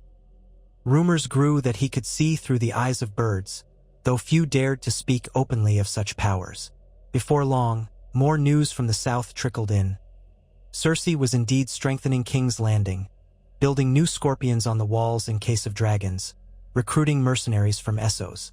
The Golden Company, some said, stood ready. The crown's coffers had been replenished somehow, perhaps from the spoils of Highgarden or through clandestine deals. Even so, tension simmered in the capital. The populace whispered that the queen had gone mad like the last Targaryen king, using wildfire so freely. One evening, while Sansa dined with Ser Wylis, Davos, and a handful of other council members, a raven arrived bearing the sigil of House Tarly. Sansa's brow furrowed, remembering that Randall Tarly was once a formidable general, though rumor said he had died fighting Daenerys. She broke the seal and read quickly. The letter was from Samwell Tarly, of all people, Jon's trusted friend and once a brother of the Night's Watch. He wrote that he was traveling north with Gilly and a small group, hoping to reach White Harbor soon. He brought urgent information, though he did not specify what. Sansa's heart lifted. Samwell was a man of knowledge and compassion, and if he was coming north, perhaps that meant Jon and Daenerys were not far behind. She shared the letter with Davos, who nodded. Samwell's presence can only be good. He'll know more about the situation with Jon. Sansa reread the brief lines. My lady, I come bearing news of great import for the future of House Stark and the realm itself. Please grant us safe passage. We travel with caution. She felt a surge of anticipation. Could this be the key to reuniting the scattered threads? If Samwell carried news that Daenerys and Jon were on their way, or that an alliance might be struck, yet caution remained. Cersei had eyes everywhere. This letter could be a ploy. She asked Arya to keep watch for Samwell Tarly's arrival, ensuring no one intercepted him. The city guard doubled its vigilance, especially at the gates. Days turned to a week, the harbor thickening with new ships. Some carried refugees from lands as far as the Barrowlands, others bore traders seeking profit in wartime. Sansa found it unsettling to see commerce continue while the realm teetered on the edge of conflict. But trade was lifeblood in a city like White Harbor. Finally, on a brisk morning, word came that Samwell Tarly had been spotted at the western gate. Sansa, with Brienne at her side, hurried there. They found Samwell astride a plodding horse, Gilly riding another behind him, and a small cluster of men, possibly ex-Night's Watch or travelers from Horn Hill. The gate guards recognized Sam from their watch days at the wall. Even though Sam had left the Night's Watch, old bonds remained. Sansa dismounted to greet him. Samwell, she said, heart pounding with relief. You're here. Are you well? Samwell slid off his horse carefully, smoothing his layered cloak. He looked thinner and more tired than Sansa remembered, but his eyes were bright with resolve. Gilly clutched their child close, scanning the crowd nervously. My lady Sansa, Samwell said, bowing awkwardly. We came as quickly as we could. The roads are dangerous. We nearly ran afoul of brigands near the neck, but the old gods protected us. Come inside, Sansa urged. Let's get you warm. You wrote that you have important news. Samwell nodded, glancing around at the open street. Yes, but we should speak in private. It concerns King Jon and the Dragon Queen, and, well, the future of the Seven Kingdoms. Sansa led them at once to New Castle, clearing a small chamber.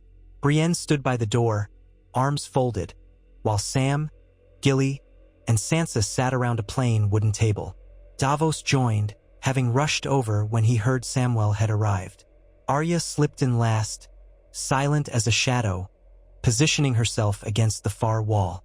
Sam took a moment to catch his breath. I'll begin. King Jon, he left Dragonstone some weeks ago, heading into the Riverlands with Daenerys. They had planned to secure alliances there, gather support from Tully bannermen. But rumor reached them of Winterfell's destruction. The news was fragmented. Some said the castle was burned. Others claimed it was a plague. Jon suspected Cersei's involvement, but Daenerys insisted they verify. They also faced the question of whether to press on King's Landing directly, given the Lannisters' vulnerability, or pivot north to see to the Stark cause. They argued, from what I understand. Tensions rose between them. Sansa's chest tightened. So where is Jon now? Sam's face filled with concern. He's traveling with Daenerys, but they're slowed by disagreements among their followers. The Dothraki push for a direct assault. The Unsullied are hesitant to split their forces. Meanwhile, some lords of the Riverlands remain cautious, remembering the wars of the Targaryens. And Daenerys, she's grown worried about the cost of a new war. She knows Wildfire might greet her in King's Landing. Davos nodded. She's not wrong. Sam continued, Jon wants to come north. He's furious, heartbroken over the thought that Winterfell is lost and his family displaced. He tried to convince Daenerys to redirect her entire host north, unify with the Stark loyalists, then march south as one unstoppable force. But she fears that ceding the southern ground to Cersei will give the Lannisters more time to fortify. She also worries that leaving the south unguarded might let Euron Greyjoy muster a naval threat behind them. They're locked in a stalemate of strategy. Sansa sighed. So they remain effectively stuck in the Riverlands, paralyzed by indecision. Sam nodded sadly. I came north to see for myself what became of Winterfell, and to deliver a message from Jon. He begs you to hold strong, to gather the north. He'll attempt to come soon. He just needs to persuade Daenerys. He asked that you not lose hope in him. A swirl of emotion rose in Sansa. She wanted to be angry that Jon lingered in the south, but she also understood the complexities. Daenerys was a powerful ally. If the Targaryen forces joined the north, they could overwhelm Cersei. But every day spent in indecision gave Cersei time to plan her next atrocity. Thank you, she said softly. We'll not lose hope. We're already gathering the north strength here in White Harbor and other keeps. Sam exhaled in relief. I'm glad. Jon will be too. But there's another matter. He glanced at Gilly, who nodded encouragingly. I discovered something while I was at the Citadel. I never had the chance to share it widely beyond Jon himself. But it concerns his parentage. It's real. Sansa raised her brows. Jon told me enough. He is the son of Rhaegar Targaryen and my Aunt Lyanna Stark. That truth is known to a few of us. Does it change anything now? Sam swallowed, looking a bit nervous. It might. If Daenerys learns that Jon has a stronger claim to the Iron Throne than she does, it could unsettle their alliance further. Or it might unite them if they choose to marry. But either way, it's a delicate matter. Arya spoke for the first time, her tone measured. Does Cersei know? Sam shook his head. Likely not. She'd use it if she did. Regardless, the knowledge is there, and it might shape how the realm sees Jon, especially if he leads the north or challenges Cersei's rule. Sansa pressed her lips together. In truth, the intricacies of Jon's lineage felt overshadowed by the immediate crisis. Winterfell in ruins, thousands displaced, the threat of a second wildfire strike. She took Sam's hand gently, ignoring protocol. Thank you for coming this far, Sam. You and Gilly should rest. You're safe here. We'll talk more soon. About how to reach Jon or help him see reason. Sam relaxed. Of course, my lady. I'm just grateful I made it. They arranged quarters for Sam, Gilly, and the small group that accompanied them. Word spread quickly among Sansa's inner circle that Samwell Tarly had arrived with news of Jon's predicament. Hopes rose that perhaps Daenerys would soon move north with her dragons, that justice could be done swiftly. But the days passed, and no new word came from the Riverlands. Ravens from Sansa received only cursory replies from unnamed Targaryen officers, stating that the Queen was in consultation with her advisors. Time weighed heavily. The Northern Council pressed forward, sending out squads to quell raiders and route supplies. Skilled smiths worked on forging new weapons. Manderly ships patrolled the coastline, wary of any Lannister or Ironborn threat. Sansa tried to remain calm, projecting confidence, But each day that passed without word from Jon or Daenerys chipped at her patience. Late one night, as Sansa stood on the ramparts of New Castle overlooking the moonlit sea, Davos approached with quiet steps. "You should sleep, my lady," he said kindly.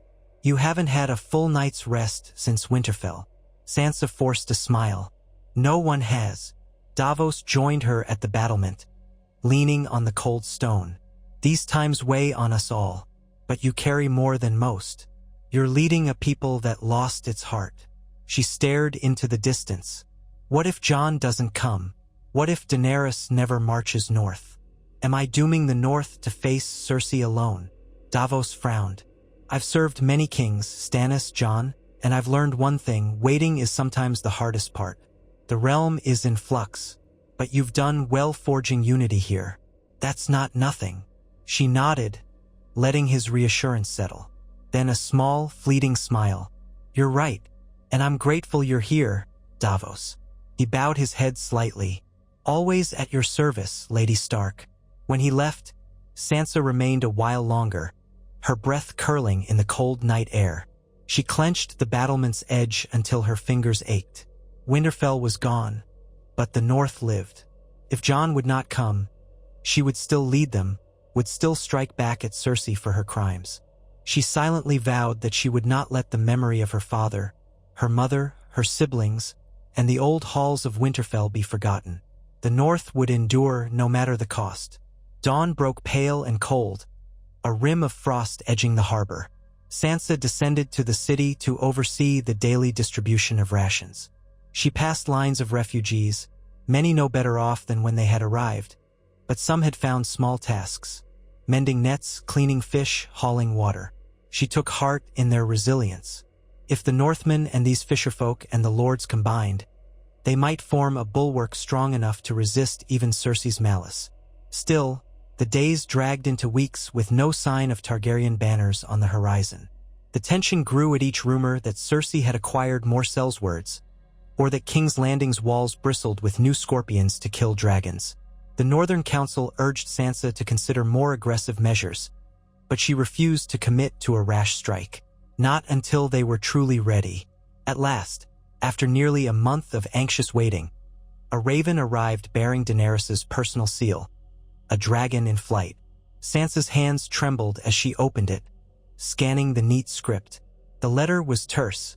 "To Sansa Stark, Lady of Winterfell, I grieve the burning of your ancestral home. Such cruelty must be answered. King Jon Snow has insisted we stand with the North. I have resolved to move my host northward, to White Harbor, for a meeting of minds and arms. We march as soon as our forces can be organized. Expect us in the coming weeks. Prepare as you see fit. Daenerys Stormborn of House Targaryen." Sansa's heart pounded.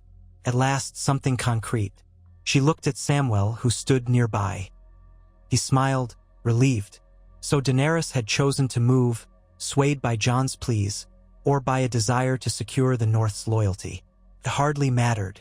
They were coming. She gathered her council, reading the letter aloud. A subdued cheer went up. If Daenerys came with dragons, Cersei's Wildfire might not be the only terror in the sky. Sansa shivered at the thought of unleashing more fire upon Westeros. Yet she couldn't deny the advantage. The realm trembled at the mention of dragons, and perhaps that was necessary to counter Cersei's monstrous strategy. In the days that followed, White Harbor prepared for a royal visit. The Manderleys cleared additional quarters. The Northern Council readied a formal greeting. Some lords muttered distrustfully about Targaryens. Others believed that only dragons could stand against Wildfire. Sansa instructed them all to remain civil. They needed Daenerys as an ally. At last, word came of the approaching Targaryen forces. Scouts rode in, describing a sight never before seen in the north. Thousands of Unsullied in crisp formation, hordes of Dothraki on horseback, siege engines rattling behind, supply wagons filled with grain. And overhead, the silhouettes of 2 dragons. Some said there had once been 3, but tragedy had reduced their number. The news spread like wildfire, ironically enough, sending a mixture of awe and anxiety through White Harbor. Sansa, Arya, Bran, Davos, Brienne, and other council members rode out to greet them on a windy morning. The sky was iron gray, the sea battered by choppy waves. In the distance, they saw the dust of an army rising from the horizon, and with it, the beating wings of dragons overhead. Sansa steeled herself, her breath ragged. She had never grown comfortable with dragons, but if they were necessary to defeat Cersei, so be it. As the host neared, she spotted Jon Snow at the front, riding beside a proud woman with silver-gold hair flowing beneath a black cloak. Daenerys Targaryen, the Dragon Queen, surveyed the northern road with regal poise, a flicker of curiosity in her violet eyes. Behind them stretched thousands of disciplined troops, unsullied with tall spears, Dothraki astride horses. Cries of wonder emerged from the Manderly men as Rhaegal and Drogon, only two now, circled overhead. Jon urged his horse forward, face etched with concern and relief. Sansa inhaled sharply at the sight of him, her half-brother or cousin, though she would always think of him as her brother. He was changed, more weary, older in the eyes, but the same determination radiated from him. They reined in, and Jon dismounted swiftly. Sansa did likewise, stepping closer. For a heartbeat, neither spoke. Then Jon enveloped her in an embrace, whispering, "Sansa, thank the gods you're safe." She felt tears prick her eyes, returning the embrace. "I'm so glad you're here," she managed, voice thick. "We've lost so much, Jon." Winterfell. He pulled back, a haunted look crossing his face. "I know. I heard. I'm sorry I didn't come sooner." "There's no time for blame," Sansa said, steadying her voice. "We have to face what's coming. Cersei must answer for this crime." Jon nodded, then turned to Daenerys, who remained mounted, watching. He introduced her quietly. "This is Daenerys Targaryen, rightful queen of the Seven Kingdoms, our ally." Sansa dipped her head, measuring the Targaryen queen with a cool stare. "Your Grace, thank you for coming. The North is grateful." Daenerys dismounted gracefully, her eyes flicking to the scars on the land and the battered look of the northern troops. She extended a hand, her own voice a measured calm. "Your home has suffered a terrible atrocity. I intend to see that Cersei does not repeat such horrors." Sansa clasped Daenerys' hand, though she felt the queen's warmth and something else. Ambition or maybe conviction. "Then let us begin," she said, turning to indicate White Harbor's walls. "We have much to discuss." And so, under the roaring wings of dragons and the stern gaze of thousands of Northern and Targaryen soldiers, the North joined hands with the Dragon Queen. They marched into White Harbor in a spectacle unlike any seen in living memory. People flocked to see the dragons, gawking and trembling. Daenerys and Jon took quarters in New Castle, meeting with Sansa, Arya, and the Northern Council. This was no mere courtesy call. It was the forging of an alliance bound by a thirst for justice and, for some, vengeance. Within those walls, Sansa told Daenerys everything. The cunning infiltration of Wildfire, the sabotage that left Winterfell in ruins, the thousands displaced. She made it clear that the North would follow Jon as well, but that she, Sansa, held the trust of the local lords. Daenerys listened with quiet fury. She swore that once Cersei was dethroned, the North would never again fear such horrors. Yet Sansa sensed friction in the air, an unspoken tension. Daenerys' claim to the throne did not vanish simply because she marched north. Jon's claim lingered, whether or not he chose to press it. The North wanted vengeance, Daenerys wanted the throne. Those desires aligned for now, but how long would they remain so? Still, practicalities took precedence. Over the course of weeks, a combined war council formed. Troops were integrated into a single command structure. Supplies were stockpiled. Scouts were sent south in force to gather intelligence on Cersei's preparations. Rumors said she had locked King's Landing down, forcing local farmers and townsfolk inside, hoarding grain. The city would be hard to starve out. And if the stories of more Wildfire caches were true, it could be a bloodbath if they attacked unprepared. Amid these plans, a single question loomed: how best to counter Wildfire? Even dragons might fall victim if the Lannisters used catapults to launch the deadly substance upward. Advisors argued for nights on end. Some proposed infiltration by Arya to sabotage the city's defenses. Others proposed a blockade. Others still suggested cunning illusions to lure out Cersei's armies. No one had a certain solution. Yet one thing was clear. The alliance was prepared to strike. The North would not wait forever, content to see another seat burned. And Daenerys, who had come all this way, was not about to let Cersei maintain her tyranny. Tensions ran high. Sansa watched from the sidelines of each discussion, occasionally guiding the debate, while Jon and Daenerys navigated their conflicting opinions. Sometimes they clashed openly, Jon urging caution, Daenerys pushing for a bold strike. Samwell Tarly and Davos Seaworth counseled calm. Arya stood by, leaning into subtlety. The combined leadership was formidable yet precarious. Day by day, the army swelled with new arrivals. Glover, Serwyn, Mormont, Karstark, and others contributed men. Even small houses from the Vale sent knights, recalling the ties to House Stark. Ships bearing the Targaryen banner arrived, carrying fresh supplies. The city groaned under the sheer weight of so many thousands, but Sansa and Ser Wylis found ways to accommodate them. The Dothraki roamed the outskirts, restless under the cold northern sky. The Unsullied stood in perfect rows near the harbor, silent as statues. Dragons soared overhead, sometimes sending livestock into a panic. Word came that Cersei was massing her forces. Euron Greyjoy patrolled the seas, but found little on the eastern coast. The Golden Company was rumored to be entrenched in King's Landing. A siege seemed inevitable.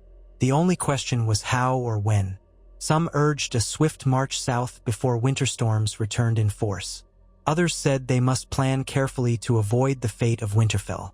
One cold morning, Sansa and Jon walked the ramparts of New Castle, gazing down at the bustling city. The harbor below was crammed with ships. Snow flurries drifted in the wind. They spoke quietly, the first real conversation they'd had alone since Jon's arrival. Jon's eyes were haunted when he turned to her. "I'm sorry, Sansa. I should have been here." She shook her head. "None of us foresaw Cersei's cruelty. Now that you're here, we must look forward." She hesitated, then asked, "How do you find Daenerys? Are you allied in more ways than one?" Jon looked torn. "We've been close, yes, but these days all we speak of is war. She's determined to claim the throne. I told her the North is loyal to me, but also to you, to House Stark. She wants our support wholeheartedly. Yet I don't know if we're doing the right thing, Sansa." Sansa placed a hand on his arm. "We have to stand up to Cersei. Otherwise, the realm will be forever crushed under her tyranny. What else can we do?" Jon exhaled. "Nothing, except fight." He gazed into the distance, where the white knife flowed into the bite. "I just hope we can preserve innocent lives in King's Landing. I swore to protect the realm, not burn it." She nodded, remembering the wildfire that consumed her home. "We'll do all we can to spare innocents, but Cersei has no mercy for them or for us. If Daenerys's dragons must be used, so be it. Just be sure she wields their power carefully." Jon squeezed the rampart's edge. "Yes, carefully. Dragons are fire-made flesh, and fire can destroy just as easily as protect." They remained a while longer, the chill wind ruffling their cloaks. Then they parted, each returning to the swirl of responsibilities. Sansa sought out Daenerys that afternoon, hoping to ensure a united front.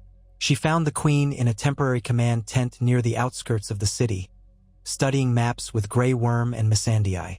A brazier glowed with coals, warding off the cold. Daenerys's expression was pensive as she traced routes along the King's Road. "My lady," she greeted, offering Sansa a seat. Grey Worm bowed, stepping aside. Missandei offered a polite smile. Sansa accepted, glancing at the map. "So you plan to march straight down the King's Road?" Daenerys nodded. "It's the fastest route. My forces are large, but the Dothraki can move swiftly, and the Unsullied are disciplined enough to maintain pace. We'll secure Moat Cailin, then Harrenhal or the Trident Crossing, then turned directly to King's Landing. She tapped the map. With the northern houses at our side, it'll be a vast host. Sansa's brow furrowed. The direct approach is predictable. Cersei might be waiting with traps and caches of wildfire along the main roads. Daenerys's eyes flashed. We can't waste time skirting around half the realm, giving her more opportunity to entrench. We must strike decisively. Sansa spoke carefully. I agree we must strike, but we can do so with cunning. Moat Cailin is a choke point. If it falls easily, good. But if Cersei's men have placed wildfire there, Daenerys exhaled, frustration evident. I know your concerns, but I have dragons, Sansa. They can scout from the air, incinerate threats before they grow.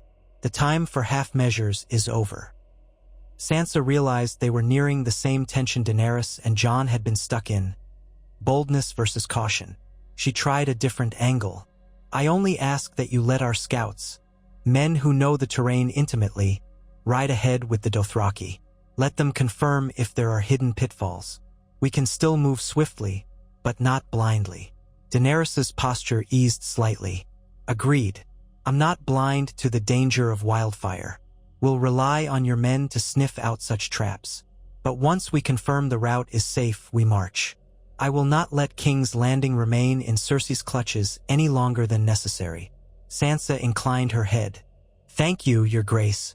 They shared a small, tense smile, an acknowledgement that their alliance was built on necessity. Rival or not, they both burned with the same desire, to see Cersei dethroned, to avenge the atrocities inflicted on the realm. In the following weeks, preparations accelerated. The combined armies mustered outside White Harbor in large encampments. Siege engineers built mobile towers and rams. Smiths sharpened countless swords. The Northmen, buoyed by the presence of their lost king in the north and the legendary Dragon Queen, displayed a grim determination. The Targaryen forces, hardened by battles in the south and on foreign shores, carried themselves with stoic purpose. A final wave of smaller northern houses arrived, boosting morale further. Then, on a gray morning with the tang of sea salt in the breeze, the vast host began its march southward. Sansa rode near the front with Jon, Daenerys, and a retinue of key commanders. Arya rode silently at times, sometimes vanishing to scout ahead. Bran traveled in a carriage, guarded by loyal men. The dragons flew overhead, occasionally disappearing to hunt or rest. Thousands of boots tromped the roads, a thunderous sound that carried through the hills. White Harbor's gates closed behind them, left with a skeleton defense, while Ser Wylis and a contingent remained to keep order. As the army snaked along the King's Road, rumors spread in the countryside that the Starks were coming with dragons. Villagers watched from afar, some cheering, others cowering. Sansa saw the fear in their eyes and wondered how many had once feared the Targaryen conquest centuries ago.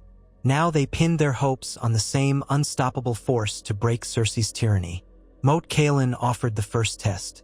The ancient stronghold, perched on a natural bottleneck among marshes, had changed hands many times.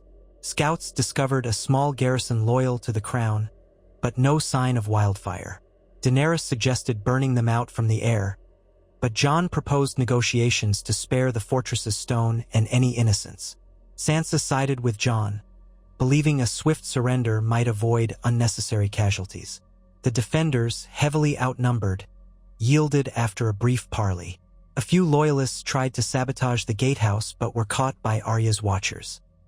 The main gates opened, and Moat Cailin fell to the alliance. Sansa felt a cautious relief. No hidden barrels had erupted. Not yet. Daenerys, though, seemed impatient, wanting to press on without delay. They advanced further, entering the southern stretches of the Neck and then crossing the Trident.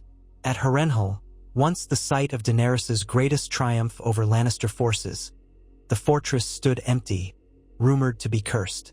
The army camped there for a few nights while Daenerys and Jon conferred about the final approach to King's Landing. Tents sprawled across the burned fields outside the blackened towers of Harrenhal, where centuries ago, Aegon the Conqueror had unleashed Dragonfire. The irony was not lost on anyone that they now marched with dragons against a queen who used wildfire. Sansa walked the ramparts one twilight, gazing over the expanse of campfires. She spotted Daenerys' silhouette on a crumbling balcony, possibly contemplating the scale of the conflict to come. Jon approached Sansa quietly, wearing a cloak lined with fur, eyes reflecting the glow of torchlight. "We're close," he said softly, resting his hand on the ancient stone. "A few more days' march to King's Landing." Sansa tightened her jaw. "And then what? Do we lay siege if they won't surrender? Do we risk the city's population to Cersei's Wildfire? She could ignite the entire capital if she chooses." Jon shut his eyes. "That's my fear. I can't let Daenerys simply storm in. But I also can't let Cersei keep the throne." They were interrupted by a scout racing up the steps. "My lord, my lady, we have news from King's Landing.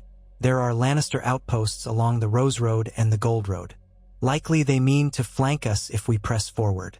Also, I overheard talk in the local villages.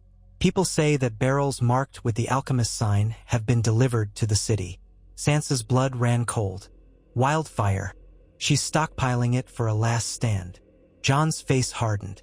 "We'll need a plan to ensure she doesn't set the city ablaze the moment we arrive." Sansa could barely contain the churn in her stomach. Winterfell's fate loomed like a warning.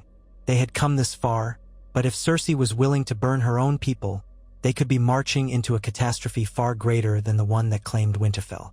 Yet there was no turning back. Vengeance, justice, and the realm's future demanded they face her. Word spread through camp, sowing dread among the rank and file.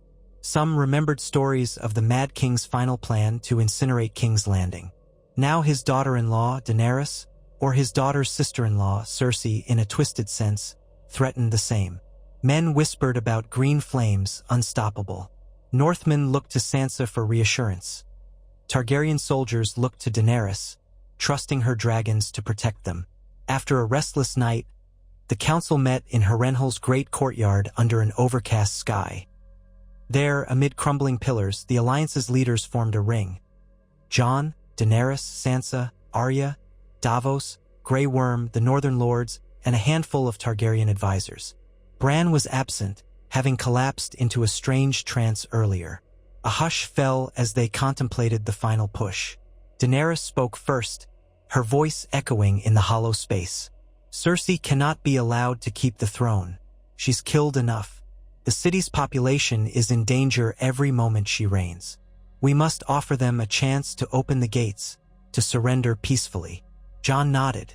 "A parley, then. We demand her surrender or risk an assault." Arya's face was grim. "And if she refuses?" Daenerys lifted her chin. "Then we take the city by force, but carefully. My dragons will neutralize her catapults. Our ground troops will secure each gate.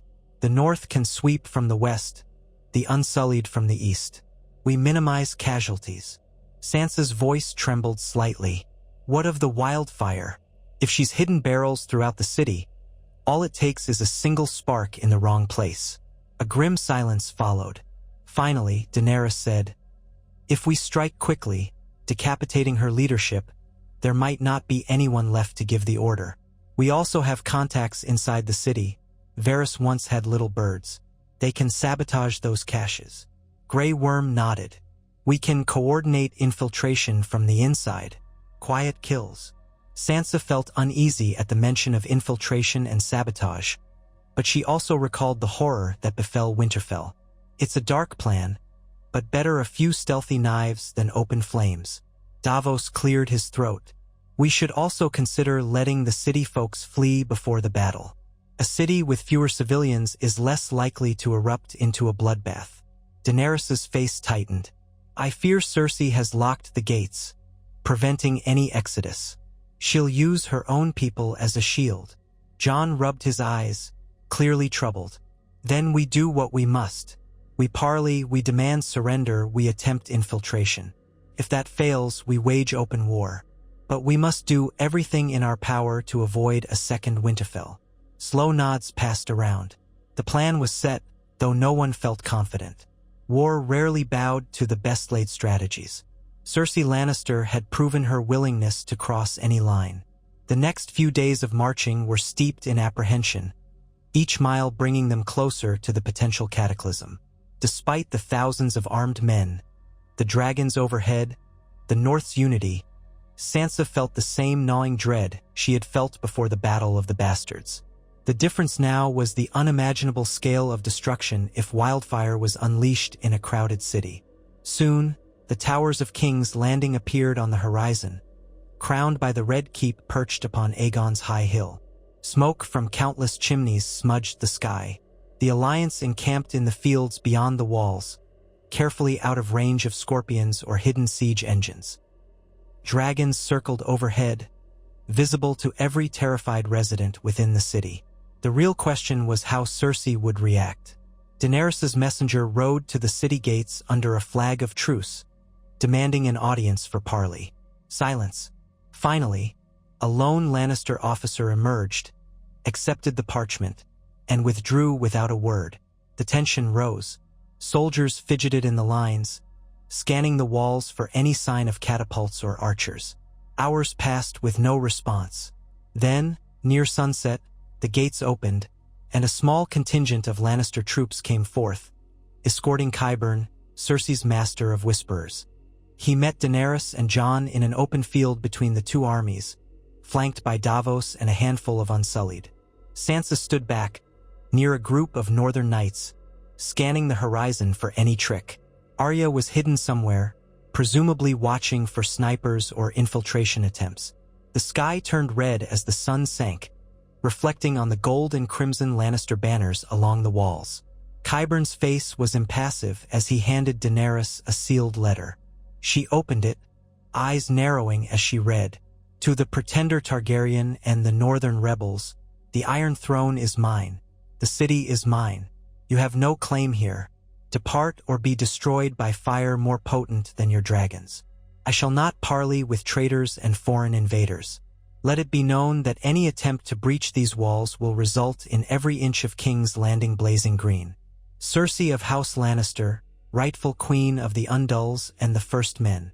Daenerys breathed in sharply, passing the letter to Jon, who read it with a clenched jaw. Davos let out a curse under his breath. Qyburn stood calmly, as though waiting for a response. The wind whipped at Daenerys's silver hair. She threatens to burn her own city? Daenerys said, voice shaking with rage. Qyburn's expression did not change. Her grace is prepared to take any measure to rid the realm of would-be usurpers. Jon's voice was thick with contempt. So she means to do what the Mad King could not ACC. Accomplish. Kill tens of thousands if we lay siege. Qyburn shrugged. Her grace is determined. The city stands with her, or so she believes. You have your answer. Daenerys's fists clenched. She leaves us no choice, then. We do not depart. We will free the city from her madness. She glared at Qyburn. Return to your mistress and let her know we come at dawn. Qyburn bowed stiffly. As you will, your grace. His voice dripped false respect for Daenerys's title. Then he turned, escorted by the Lannister troops, heading back to the gate. Sansa watched from a distance, seeing the dark cloud descend over Daenerys's features. She realized that in this moment, the fate of King's Landing, and all within it, hung on a knife's edge. War was inevitable. The city could burn with dragonfire or wildfire or both. She swallowed, recalling Winterfell's charred remains. Could they truly prevent such a catastrophe? When Daenerys and Jon returned, Sansa approached. She read the letter quickly, feeling her throat tighten. She's mad, she whispered. Madder than the Mad King. Jon nodded. We'll do our best to secure those wildfire caches, or sabotage them. But if we fail... Daenerys looked up at the walls. Night was falling, and torches flared in the city's parapets. We end this quickly. Drogon and Rhaegal will strike her catapults. Our infiltration teams must locate and neutralize the wildfire before she can ignite it. Sansa did not argue. There was nothing more to say. They were set on a collision course. That night, the Alliance made final preparations. Soldiers sharpened swords, prepped siege ladders, loaded arrows.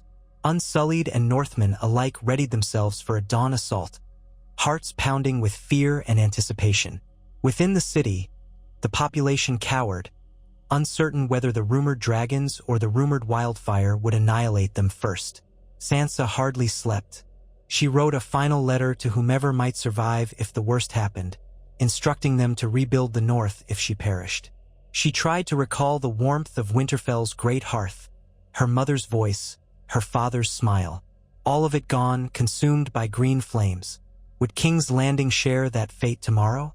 At the break of dawn, horns sounded across the Alliance's camp.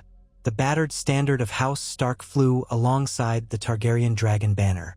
Men formed ranks, catapults rolled forward, dragons roared overhead. Sansa took her place with a contingent of Northmen behind the main lines, ensuring her personal safety but ready to coordinate. Jon and Daenerys led from the forefront, he on horseback, she astride Drogon's scaled back, regal flying just above. The ground shook with the stamping of thousands of feet. Across the field, King's Landing's walls loomed, dotted with Lannister helmets and scorpions aimed skyward. The gates were locked, the drawbridges raised. Above the battlements flew the Lion of House Lannister. And somewhere within, Cersei Lannister waited, her finger on the trigger of doomsday. At any moment, she might unleash the inferno she threatened. For an interminable moment, all was still, as though the city and the army held their breath. Then Daenerys raised her hand, the dragons roared, and the siege began. Northmen rushed forward with ladders, unsullied in tight phalanx. Dothraki screamed their war cries, galloping around the flanks. Drogon and Regal soared toward the scorpions, unleashing torrents of dragonfire upon them. Lannister archers loosed volleys of arrows in return, some tipped with flaming pitch. Even from her position at the rear, Sansa could hear the chaos, shouts, screams, thunderous crashes. And so the final confrontation started. Fire met steel, hatred met resolve, and the city's fate hung in the balance. For Sansa, for the North, for all the realm, only one hope remained: that they could stop Cersei before she turned King's Landing into another Winterfell, a ruin of green-flamed ash. Yet no one, not even Bran, could see how it would end. They only knew that once the battle was joined, there would be no turning back, no chance to undo the horrors of war. The day of reckoning had arrived, and the memory of Winterfell's destruction fueled every sword thrust, every arrow shot, every roar from a dragon's maw. The North remembered, and now so would all of Westeros. Dawn came gray and cold, shrouding King's Landing in a thin veil of fog that clung to the ramparts. Along the field outside the city, the allied host of the North and Targaryen forces stirred in tense preparation. Campfires had burned low during the night, and now men doused them, checked their gear, muttered prayers. The hush that settled over the encampment felt like the held breath before a storm. From her position near the rear lines, Sansa Stark surveyed the mass of soldiers arrayed under banners both wolf and dragon. She sat astride a chestnut mare, bundled in a dark cloak that fought the early morning chill. Around her, Northmen tightened the straps on their helmets and rechecked quivers of arrows. Farther ahead, Unsullied stood in disciplined ranks, each man silent, spear held upright. On the flanks, Dothraki riders soothed their restless horses, as if any second might bring the blood rush of a gallop. Sansa swallowed hard. Yesterday's parley had confirmed the worst. Cersei Lannister would not yield. Word of wildfire caches in the city spread through the army like a feverish rumor, chilling the courage of even the bravest. The memory of Winterfell's destruction still haunted Sansa, and the knowledge that it could happen again, on an even larger scale, made her heart pound. Yet they had come too far to turn back. The realm's hopes clung to this alliance, trusting it to break the last vestiges of Lannister tyranny. She glanced left to where Davos Seaworth conferred with a group of northern officers.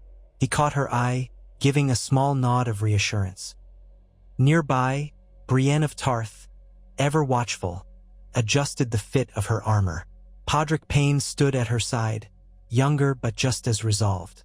Farther off, Sansa spotted a single figure in leather armor with a fur-lined cloak. Arya. Even at a distance, her sister's intensity shone through. Arya was exchanging words with two scouts, Sansa suspected infiltration or sabotage was already in motion, part of the plan to prevent Cersei from igniting the entire city. A raw wind gusted across the field, carrying the stench of the shallows by Blackwater Bay. Over the high walls of King's Landing, the Lannister banners moved in slow, ominous flutters. Catapults or scorpions jutted from the battlements, angled upward, no doubt meant to pierce Dragonhide. The city gates remained sealed. Atop the walls, small figures in armor busied themselves. Archers, watchers, perhaps engineers with barrels of boiling pitch or, more terribly, wildfire. Then, with a roar that rattled the morning air, Drogon and Rhaegal swooped overhead. Sansa had grown somewhat accustomed to the dragon's presence, but their power still stole her breath. They were living engines of flame, each wing beat stirring the tents below into flapping chaos. In the lead soared Drogon, black scales shining in the weak light, Daenerys Targaryen astride his back. Close behind came Rhaegal, a greenish tinge to his scales, carrying no rider but following his mother's will. The entire allied host began to stir. Officers shouted final orders. The Unsullied formed a dense column behind their standard. The Dothraki parted into wedges, ready to charge. Northern cavalry readied lances. Archers tested bowstrings.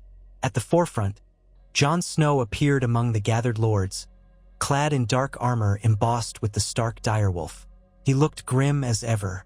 Wordlessly, he exchanged a glance with Davos and lifted a hand to signal the slow advance. Sansa felt her pulse quicken. Though not in direct command of field tactics, she was a Stark of Winterfell, head of House Stark in many eyes, and the allied host looked to her for resolve. She squared her shoulders. The movement rippled outward.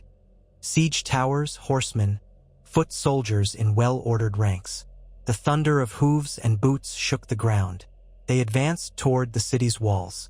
Here, the broad plain in front of King's Landing sloped gently up to the first gate, the Gate of the Gods.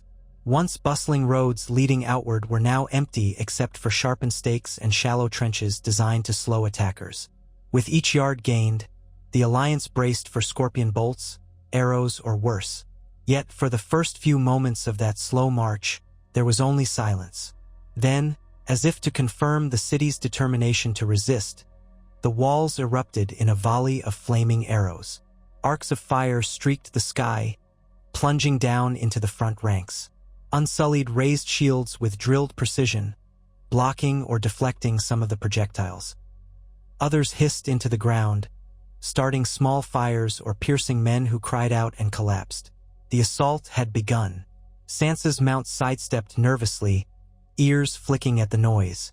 The forward columns of the allied army kept moving, though at a tighter formation, bristling with shields. Dothraki outriders galloped ahead to circle the walls at a distance, whooping in challenge. Siege towers crawled along, each pushed by teams of men, shielded by wooden coverings. From the ramparts, defenders poured boiling oil and launched more arrows, seeking to stall the approach. From the air, Daenerys and Drogon spotted a cluster of scorpions near the southwestern tower. Drogon dove, flame streaming from his jaws. Wood, metal, and men alike were bathed in a terrifying torrent of dragonfire. The scorpions shattered, and the defenders there broke ranks in horror. Even from the far side of the field, Sansa could feel the heat. The watchers in the allied lines let out a cheer. Yet the Lannisters were prepared. From another tower, a hidden scorpion emerged, releasing a massive bolt that hurtled skyward. Drogon veered just in time, the projectile grazing his side. Sansa's heart lurched as the dragon roared in fury, but he managed to stay aloft. Daenerys guided him higher, deciding not to linger near those hidden weapons. Meanwhile, Rhaegal streaked by, delivering his own devastating flames on a line of archers. On the ground, the main columns reached the defensive stakes and trenches. Engineers from House Manderly and House Glover scrambled to clear the path. Under heavy arrow fire, they hacked and hauled aside sharpened logs, filled in pits. The Unsullied advanced behind them, shields locked. The Dothraki waited impatiently for an open route to charge the gate. Sansa's vantage point let her see glimpses of all this chaos, but she was mostly concerned with the secondary plan. infiltration. Arya and her small team had slipped away at first light, hoping to find a hidden postern gate or sewer entrance. If they succeeded in sabotaging the barrels of Wildfire, the city could be spared a cataclysm. If they failed, or if Cersei chose to ignite them anyway, Sansa forced that thought away. She could not let fear paralyze her now. She pressed forward, accompanied by a group of northern guards. They skirted the main thrust of battle, heading to a position where they could manage signals, direct reinforcements, and coordinate with any infiltration success. Overhead, the sky turned sooty with smoke from burning siege engines and the sporadic blasts of dragonfire. Suddenly, a thunderous impact shook the field. Sansa's horse nearly reared. Up on the wall, a catapult had hurled a flaming projectile into the midst of the Allied lines. An oil-soaked boulder that exploded on impact, scattering fiery shrapnel. Northmen screamed as the flames engulfed them. The stench of burning flesh wafted across the plain. Sansa gritted her teeth, tears stinging her eyes at the horror of it. Again, the memory of Winterfell's green flames threatened to overwhelm her. But she urged her horse forward, forcing herself to remain calm. Jon Snow raced along the front lines, rallying men with shouts of encouragement. Davos moved near him, bellowing at soldiers to keep formation, to press forward. A group of northern archers advanced on foot, kneeling at intervals to launch flights of arrows at the defenders on the wall, trying to clear their parapets. For every arrow that hit a Lannister soldier, 2 more soared overhead, sparking small fires or striking men in the allied ranks. Out near the flanks, the Dothraki decided they'd waited long enough. With guttural cries, they launched a cavalry charge along the north side of the city walls, looking to exploit a weaker gate. Horses thundered, arcs gleaming. Lannister defenders at that gate scrambled to reinforce, unleashing a hail of arrows. Some Dothraki fell, but many reached the walls, swinging their curved blades to cut down the first line of defenders. The gate shuddered under their assault, though it held, for now. Meanwhile, Daenerys circled overhead. She saw the catapult that had unleashed the flaming boulder and guided Drogon into a dive. The scorpion near that position tried to swivel, but not fast enough.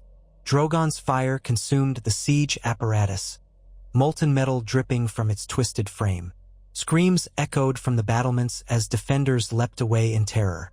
Yet even as Daenerys banked left, a second scorpion from another tower fired.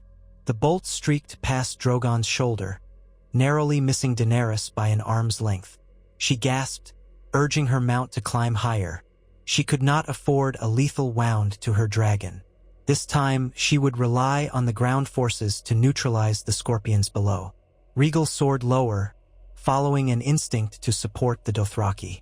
His flames raked a section of wall near the north gate, blasting stone and men alike. But the defenders were prepared with large ballista bolts, some tipped with wildfire charges, an idea Qyburn must have conceived. The resulting blast spooked the dragon, forcing him away to avoid inhaling toxic green flames. Though Rhaegal was not directly ignited, the jarring blow of one near miss made him wail in pain, green residue hissing on his scales before he beat his wings furiously to shake it off. Sansa watched this from afar, heart clenched. The first hints of green flame were a terrifying sight, proof that Cersei had integrated Wildfire into her city defenses, perhaps not only in barrels but in these ballista munitions. If the infiltration teams could not disable the main caches, the entire city might become a death trap. She dismounted, deciding to move among the lines on foot to communicate with the northern officers. A cluster of men from House Serwyn were pinned behind makeshift barricades, hammered by Lannister arrows. Sansa crouched among them, calling for them to hold position until the archers behind could provide covering fire. She recognized one face, Marlon Serwyn, only a few years older than her, blood trickling from a wound in his arm. He looked at her with a mixture of relief and desperation. Sansa pressed a hand to his shoulder, murmuring encouragement, then signaled for a group of crossbowmen to move up. A heartbeat later, a thunder of hooves swept past as a contingent of northern cavalry, led by Lord Glover himself, charged toward the Gate of the Gods. The battered remains of the Allied siege towers had closed enough distance that infantry could attempt to scale the walls, though the defenders poured oil and shot arrows relentlessly. Clashes broke out on the battlements, some men managing to leap from the top of a tower onto the rampart. From the field below, Sansa heard the shrieks of those who fell, bodies thudding on the ground or lost in the swirl of smoke. "Push!" came the cries from the Allied command. "For the North! For the living!" And so the battle raged. The sun climbed, though hidden behind clouds of ash and dust.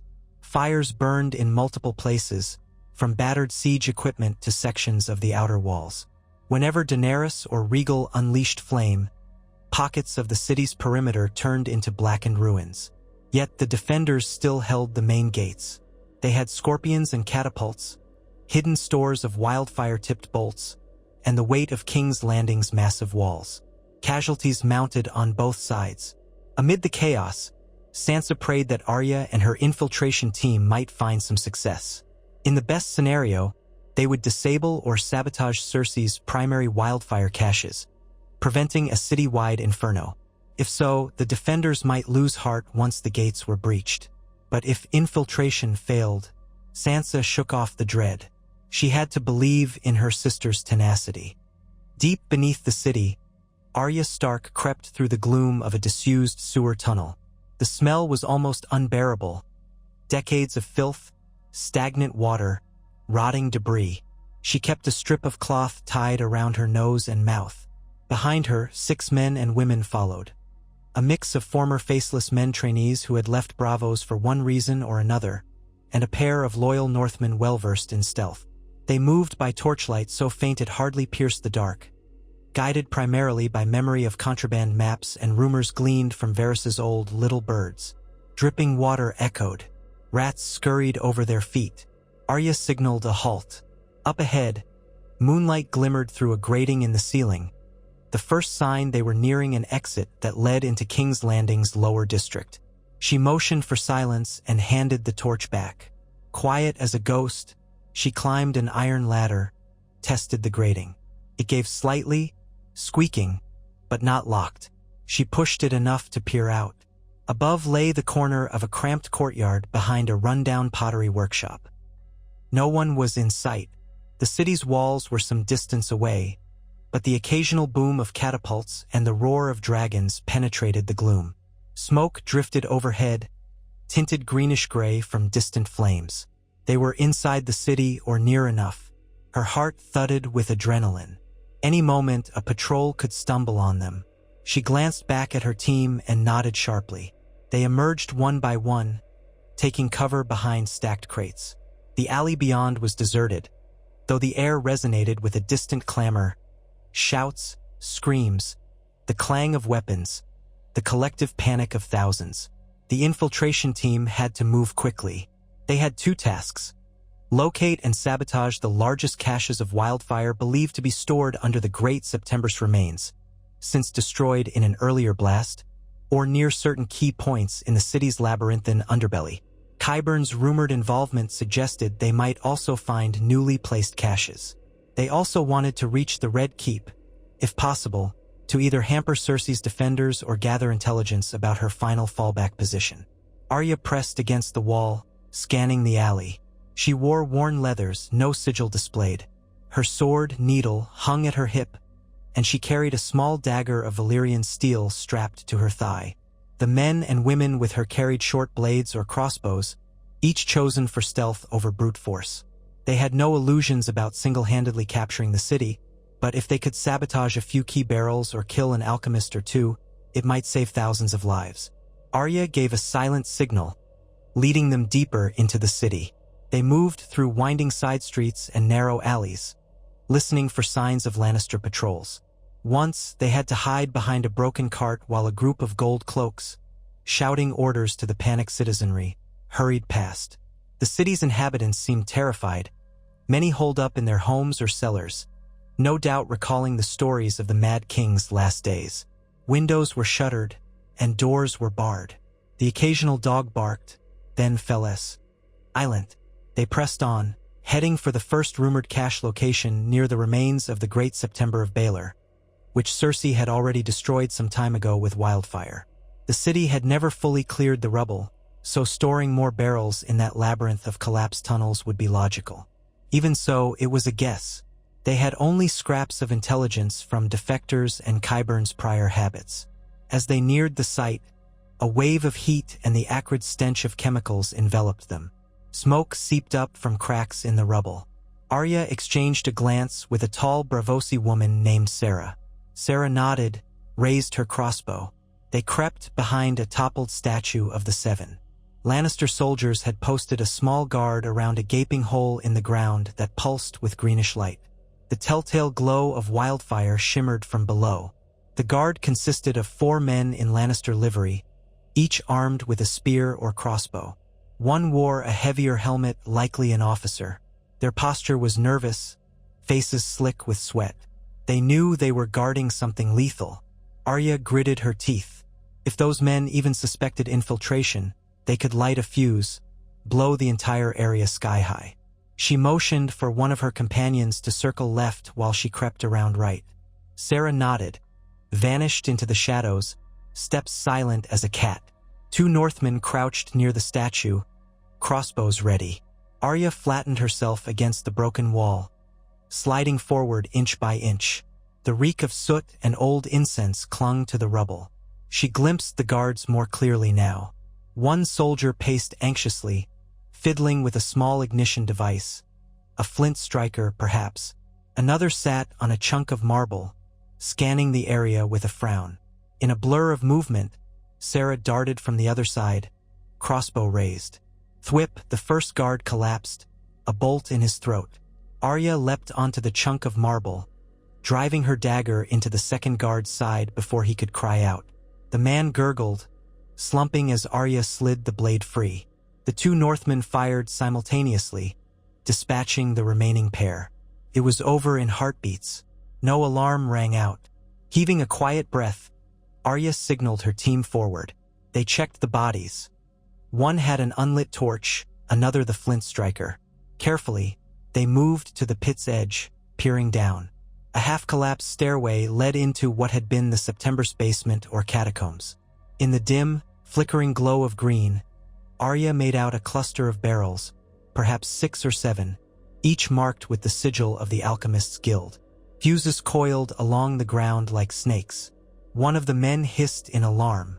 Even from here, it was clear that if these were ignited, a large portion of the city would vanish in a flash of green flame. Arya nodded sharply, heart pounding. They had to act without sparking an accident.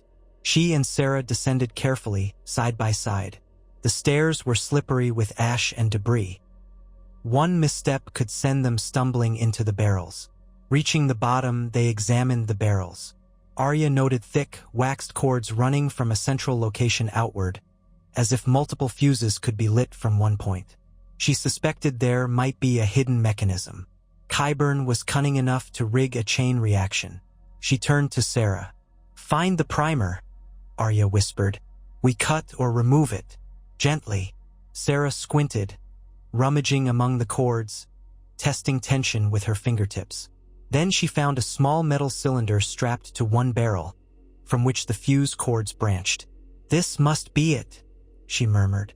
Working with small, precise tools, she dislodged the cylinder, letting out a relieved breath when no spark flew. Arya retrieved a dampened cloth from her belt pouch. One trick she'd learned in Bravos was that wildfire fuses could be neutralized by thoroughly wetting them, though it was risky. She gingerly dabbed at the cords until they were sodden. Then, with a small knife, she severed them. If all went well, these barrels were now inert, at least until someone replaced the fuses. She glanced around. There were too many barrels to remove all at once, but disabling the ignition was enough for now. Her companions at the top signaled that no new patrols approached. Arya rejoined them, satisfied. One cache neutralized, or so she hoped. The question was how many others remained scattered throughout King's Landing. They had limited time, and the city was huge. They slipped away from the ruin, leaving the dead guards behind. Arya made a mental note of the location so that, if the city were taken, the Allied forces could remove or destroy the barrels properly. For now, They had more infiltration points to check, particularly near the Red Keep, where rumor said even larger caches might be stockpiled in old dungeons or cellars left behind by the Targaryen kings. Outside the walls, the Allied siege slammed into a stalemate as noon approached. Though the gates were battered, they still held. The defenders hurled down stones, poured scalding oil, and fired volley after volley of arrows. Many Allied foot soldiers lay dead or injured at the foot of the walls. Others scrabbled up siege ladders, only to be thrown back. Meanwhile, Daenerys's dragons had destroyed several scorpions, but the cost was near brushes with lethal bolts. The city's formidable defenses, combined with wildfire-laced munitions, had everyone on edge. Sansa stood with a cluster of northern commanders behind a line of Manderly men. She had resolved that she would not cower far in the rear, but had also promised not to risk herself recklessly. Her presence steadied the men around her, many of whom had once knelt to her or her brother. They recognized her face, her house. If the Lady of Winterfell had the courage to stand here, they would too. "Lady Sansa!" came a cry from behind. She turned to see a breathless rider approach, wearing the emblem of House Serwyn on his cloak. He slid from his saddle, half collapsing from exhaustion. "The Dothraki have broken through the northern gate. They're inside the city, but there's a second gate deeper in, heavily barricaded. They can't push further without more support." Sansa signaled to Davos, who was bandaging a soldier's arm. "Ser Davos, we might have an opening. If the Dothraki hold the outer courtyard, we can funnel reinforcements that way, bypassing the main gate. Let's direct some of the Northmen to circle around and join them." Davos wiped sweat from his brow. "Aye, my lady, I'll see to it." He hurried off, shouting orders to a group of banner-bearers. Sansa turned back to the front lines, where the battered siege towers were still locked in a deadly contest with the ramparts. A fresh wave of Lannister arrows rained down, snapping against the upraised shields of the Unsullied. Bodies littered the ground, some moaning in pain. The northern archers tried to retaliate, but the defenders held good cover behind crenellations. A chorus of horns broke through the din, deep, resonant notes. Sansa scanned the sky, spotting both dragons in motion. Daenerys must have given some signal. As if in response, Drogon descended on the southern quadrant of the wall, releasing a torrent of fire that scorched a long stretch of battlements. Screams echoed. Then Rhaegal joined, attacking from the opposite angle. The city's defenders at that section scrambled away. The combined assault created a wedge of vulnerability. Seizing the chance, Unsullied phalanxes marched forward in perfect discipline, pushing a siege ladder into that newly cleared stretch. The first wave ascended swiftly. Some fell to the last few defenders' arrows, but enough reached the top to secure a foothold. Shouts of triumph erupted from the Allied lines below. The rest poured in, establishing control of a segment of the wall. The gatehouse was still contested, but for the first time, the Alliance had men on King's Landing's walls. Sansa watched anxiously, ignoring the sweat trickling down her temple. If they could seize the gatehouse machinery, they might open the city gates from the inside. Yet the moment was precarious. Lannister reinforcements rallied from adjacent towers, rushing to repel the invaders. Another wave of catapult fire soared from the city center, large clay pots brimming with green wildfire, aimed not at the dragons this time, but at the newly taken section of the wall. A sickening roar of green flame erupted. Part of the rampart vanished behind an emerald conflagration. Screams of men consumed by wildfire cut through the battlefield. Those on the ground reeled backward, covering their faces as the heat rolled outward. The stench of burning flesh mixed with the acrid tang of alchemical fire. Where the clay pots had struck, an inferno seethed, unstoppable by normal water or sand. Sansa fought a wave of nausea. That was the same vile blaze that had consumed Winterfell. She saw an entire swath of the rampart go up in flames, Unsullied and Lannisters alike incinerated. The effort to capture the gatehouse had momentarily halted, turned into a nightmare. The Allied lines fell back to avoid the swirling blasts. Daenerys, witnessing the horror from the sky, guided Drogon in that direction. intending to smother the wildfire with a torrent of dragonfire. But such an act could be risky. Fire feeding on more fire might only spread it. She tried anyway, belching flames at the afflicted section. Some of the wildfire sputtered or burned itself out faster, but enough lingered, flickering an ominous green. Men flailed, dropping from the battlements in attempts to escape. Sansa had to turn away, swallowing hard, her heart hammering. This was the nightmare scenario. Wildfire unleashed in the city's heart, unstoppable if more was ignited. She prayed that Arya's team might disrupt the caches. Otherwise, Cersei might reduce King's Landing to ash rather than relinquish power. In the Red Keep's throne room, Cersei Lannister stood before the Iron Throne, flanked by Gregor Clegane, the Undead Mountain, and a handful of Queensguard. She wore a black gown trimmed with crimson, her golden hair cropped short. Outside, distant booms and shrieks signaled the city's agony, but her expression remained coldly resolute. Qyburn hovered at her side, face tight with tension. "The outer gates may not hold much longer, Your Grace," Qyburn warned. "Reports say they've gained a section of the wall." Cersei's green eyes flicked to him, calculating but unafraid. "Then more wildfire. Didn't you say we had enough to burn entire districts if needed?" Qyburn hesitated. "We do, but placing the caches was meticulous work. Lighting them might cause unstoppable destruction, including the Red Keep itself. If we lose control," she raised a hand, silencing him, "then we ensure we don't lose control. If the city belongs to me or to no one, so be it. This alliance of wolves and dragons will learn the price of treason." Qyburn swallowed, bowing slightly. "As you command. But the infiltration teams are a concern. My men have found some dead guards near the September. Cache was tampered with. We have no idea how many more might be compromised." Cersei's nostrils flared. "Then double the watch on all caches. I want them lit at my word and my word only. If the city must burn to deny Daenerys her triumph, we'll see how she likes ruling a kingdom of cinders." Behind her, the mountain stood silent, a hulking figure of armor and rotting flesh. Cersei's grip on sanity had faltered long ago, ever since she destroyed the Great September. Now, she clung to power with an iron will, convinced that the realm was either hers or worthless. The chaos outside only strengthened her resolve to do the unthinkable if cornered. Qyburn bowed again, then hurried off, presumably to coordinate the city's last-ditch defenses. Cersei turned her gaze to the throne room's tall windows. Thick smoke stained the horizon. She heard the distinct cries of dragons overhead, a sound that might have once brought the Targaryen king's pride. Now it was a threat, and she would answer it. She let a small, bitter smile curl her lips. Let Daenerys come. Let the Starks come. In the end, only Lannister cunning would triumph, or the city would vanish in green flame.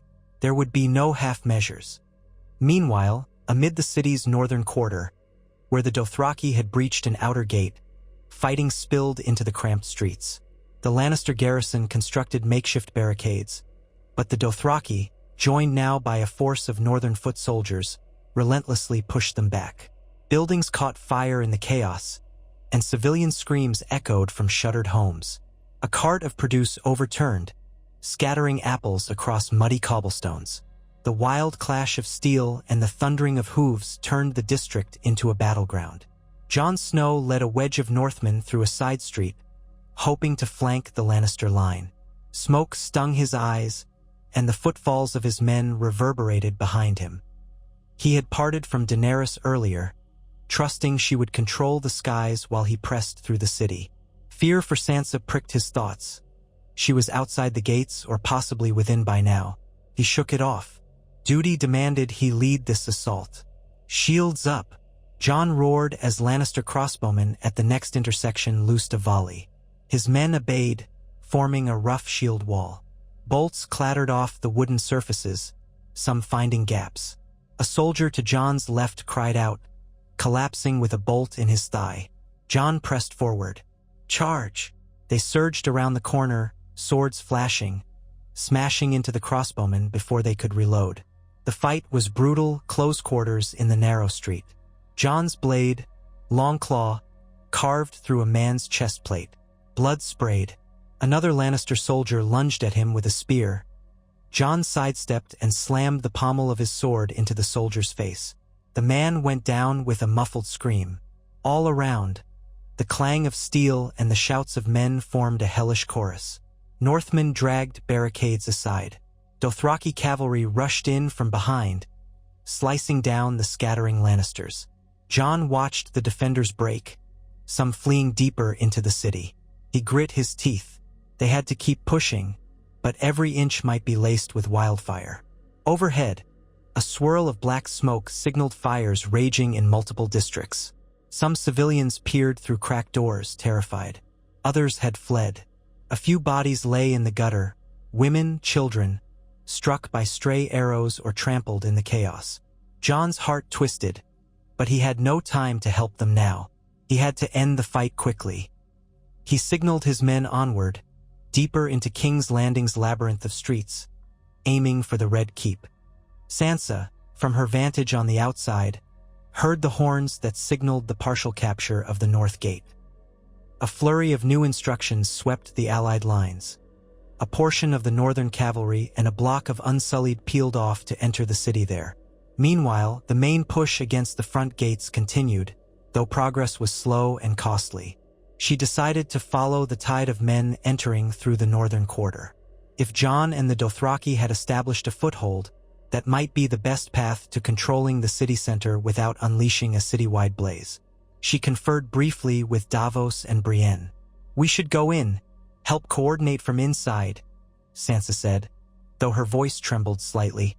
She'd never imagined she would willingly step into a city under siege, especially one rigged with wildfire. But leading from behind a safe hill was no longer an option. Davos nodded. "I'll gather a company to escort us." "We must be cautious, my lady," Brienne, wiping soot from her face, declared. "I'll not leave your side." She gestured for Podrick and a handful of northern guards. With that, they rode swiftly around the eastern perimeter. Flames and black smoke obscured the sun as they neared the northern gate.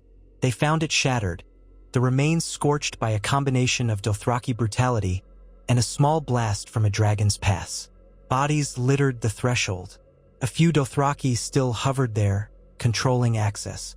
The air was thick with the coppery tang of blood and an undercurrent of dread. Sansa dismounted. "We go on foot. Look for Jon or any northern officers." The group proceeded along a broad avenue that led from the gate toward the city's main squares. They stepped over rubble, occasionally hearing muffled sobs from inside boarded-up houses. The walls of nearby buildings bore scorch marks. A pair of Dothraki galloped by, shouting something in their own tongue, presumably reporting to a commander. Sansa kept glancing to the sky. She glimpsed Rhaegal swooping overhead, spewing flames onto a cluster of Lannister soldiers cornered in a side street. The city's architecture provided some cover for the defenders, but the dragons were too lethal to ignore. After a few blocks, they encountered a group of northern pikemen who recognized Sansa and saluted. "My lady," one said, panting. "Lord Jon's group went that way." He pointed down a narrower street. "Fighting's heavy near the next plaza."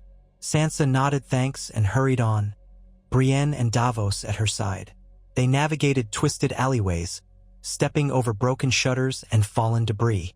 Occasionally, they saw glimpses of traumatized civilians huddled in doorways, eyes hollow with fear. Sansa's heart clenched each time. This was exactly what she had hoped to avoid. A city's population caught in the crossfire. But Cersei had left no choice.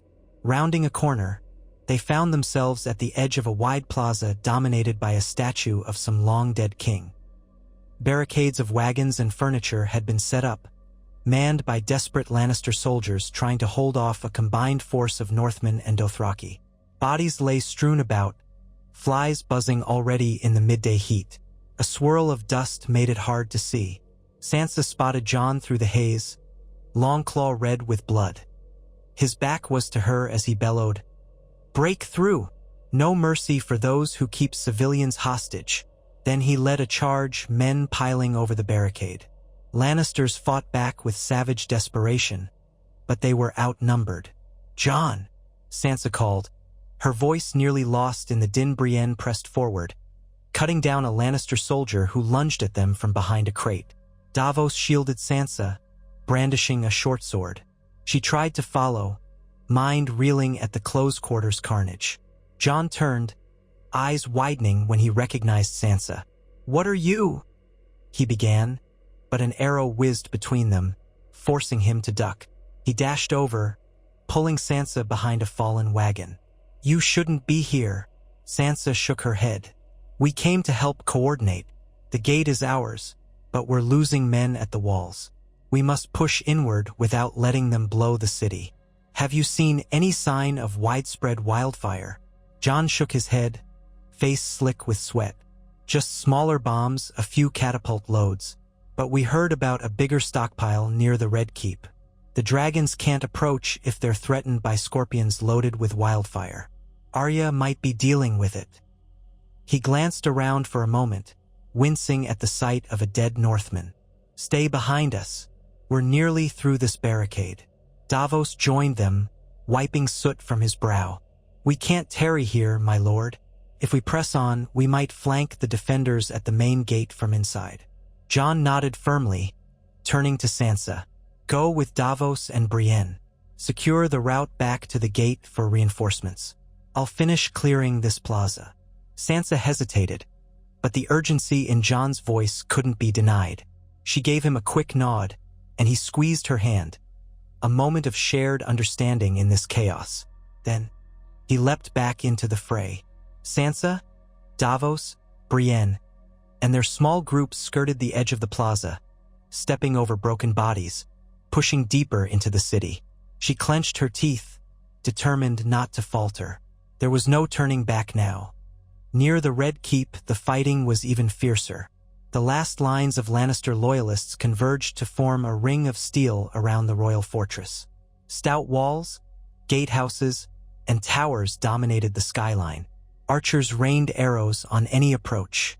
Rumors spread among the attacking forces that the Red Keep cellars might hold the largest caches of wildfire in the city, prepared by Qyburn to incinerate everything if they failed to hold. Arya Stark and her infiltration team arrived in the district beneath the Red Keep around midday. They had neutralized 2 smaller caches along the way, but lost 3 of their number to a sudden skirmish with Lannister guards.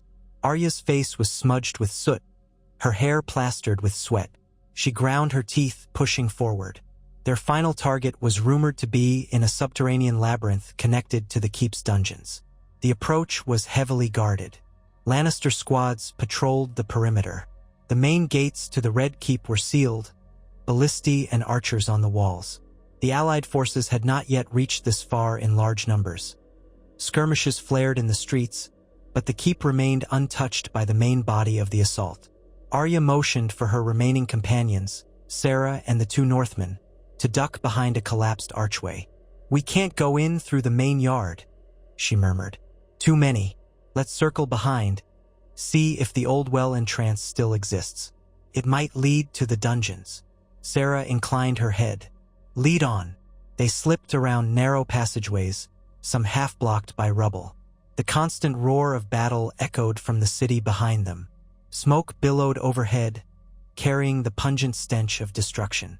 Passing a blackened stable, they stumbled across half a dozen Lannister corpses, throats cut, their blood congealing. A faint sense of dread prickled Arya's spine.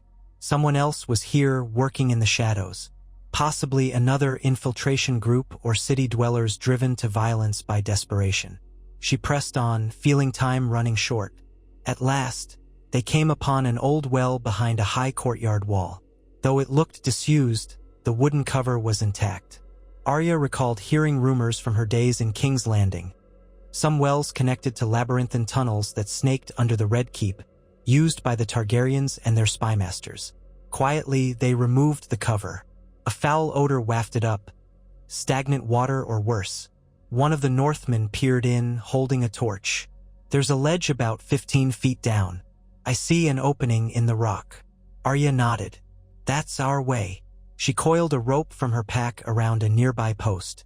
"I'll go first. Be ready." Descending into darkness, She felt the water soak her boots. The torchlight revealed a narrow aperture at the base of the well, big enough for a person to squeeze through. Arya wriggled inside, ignoring the claustrophobic press of damp stone on her shoulders. Her breath sounded too loud in her ears.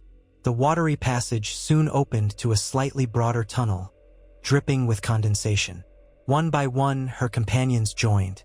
The torch flickered off the slick walls. The way forward was uncertain, but Arya guessed that heading toward the Red Keep's foundation was best.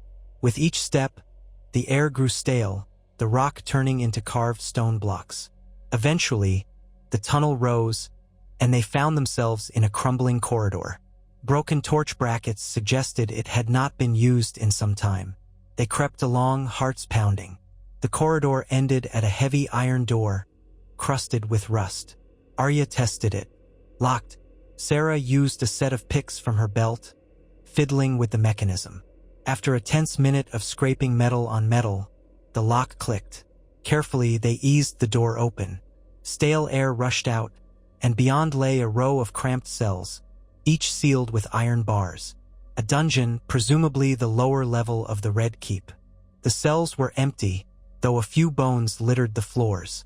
The place reeked of old excrement and rot. Arya motioned for silence. Torchlight from another passage flickered ahead, accompanied by distant voices.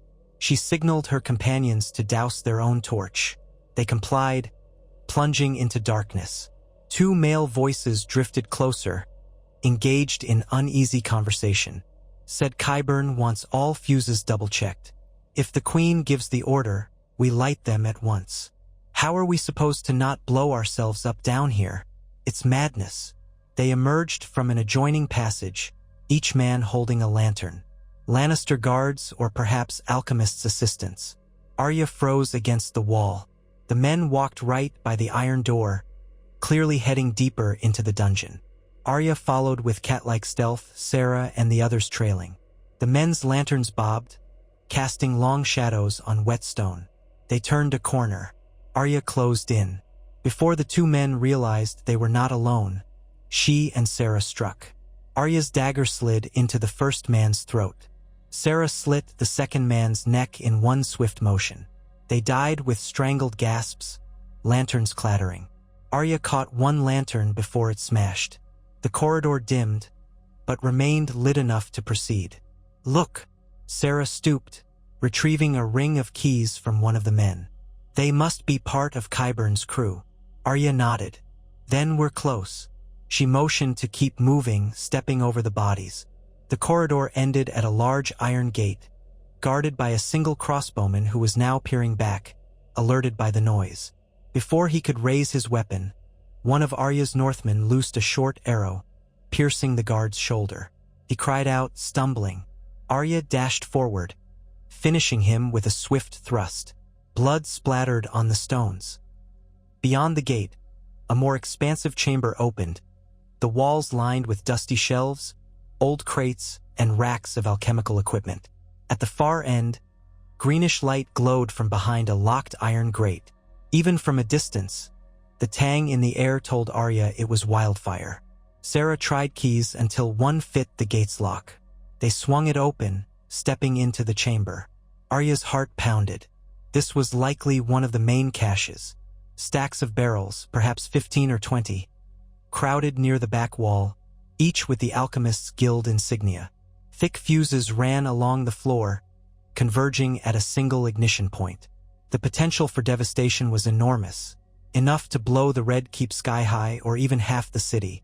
She crouched near the nearest barrel, scanning for traps.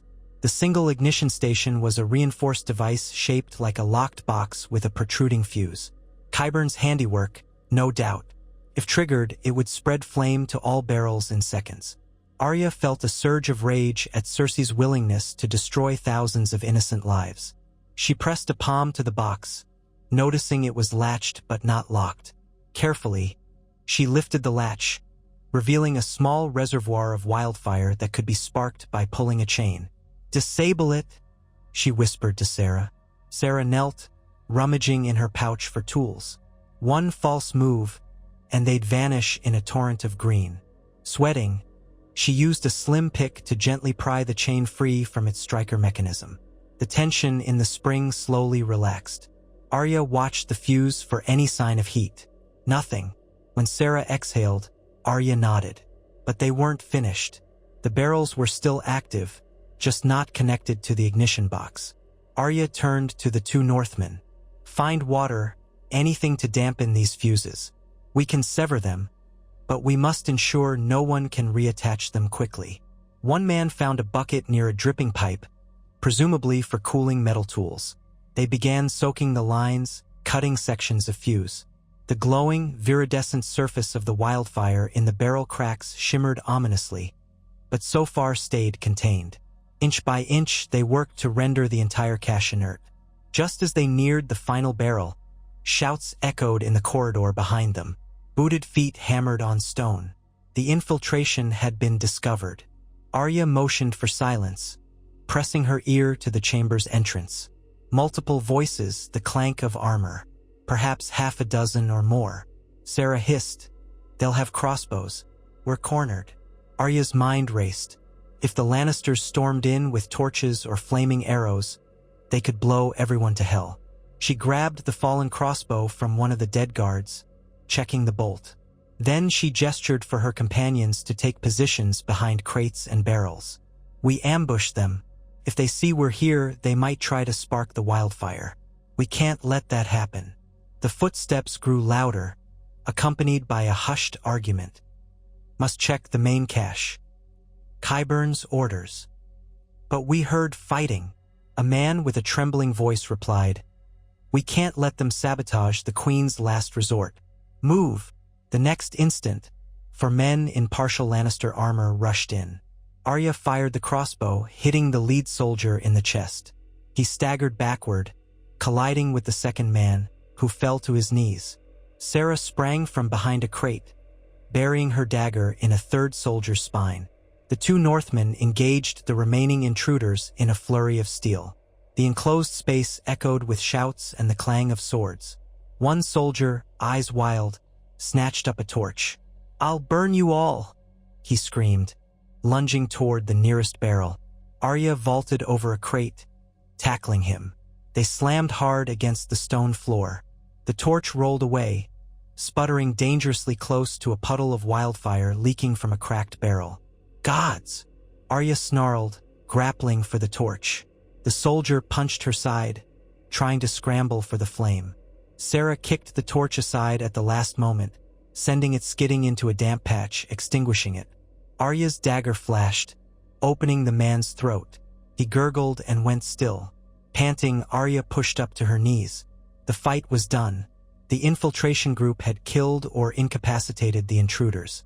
But the soldier's final thrash had knocked into one of the barrels, loosening the lid. A thick slosh of wildfire dripped onto the floor. Every nerve in Arya's body tensed. One errant spark and they'd all be incinerated. Gingerly, she pushed the barrel upright, making sure the spillage was minimal. Sarah used water from the bucket to dilute the pooled wildfire, stirring it into the wet stone. The glow persisted faintly, but hopefully was rendered harmless. They paused, hearts pounding. The threat had been dire, but they had prevented a catastrophe, at least for now. Arya surveyed the battered chamber. They had disabled the ignition device, severed the fuses, and subdued the defenders. She signaled for a retreat. Enough time had been spent here. They should try to join the Allied main force or find Cersei directly. Arya suspected the Queen would remain in the Red Keep's upper chambers or possibly the throne room, guarded by the mountain. If she could be captured or killed, the war might end before more wildfire was unleashed. "Let's get out of here," she said softly. Above ground, the Allied host now occupied large swaths of King's Landing. Smoke from fires rose in pillars, blotting out the sky. The main gate finally fell in the early afternoon after a fierce struggle on the walls. Thousands of Northern and Unsullied troops poured through. Many Lannisters dropped their weapons, surrendering or fleeing. Some, fanatically loyal, fought to the death in the streets. Daenerys Targaryen circled overhead on Drogon, scanning for pockets of resistance. She saw flashes of green flame in certain alleyways, small bursts, likely from leftover catapult charges. But it appeared that the infiltration teams had prevented the worst. Her heart still pounded with fury each time she spotted a scorpion or a cluster of archers. One pass of Drogon's flame was enough to reduce them to ash. Regal, though slightly wounded, joined in, targeting war machines near the central boulevards. The city rang with panic. Civilians cowered in cellars or tried to wave white flags from windows.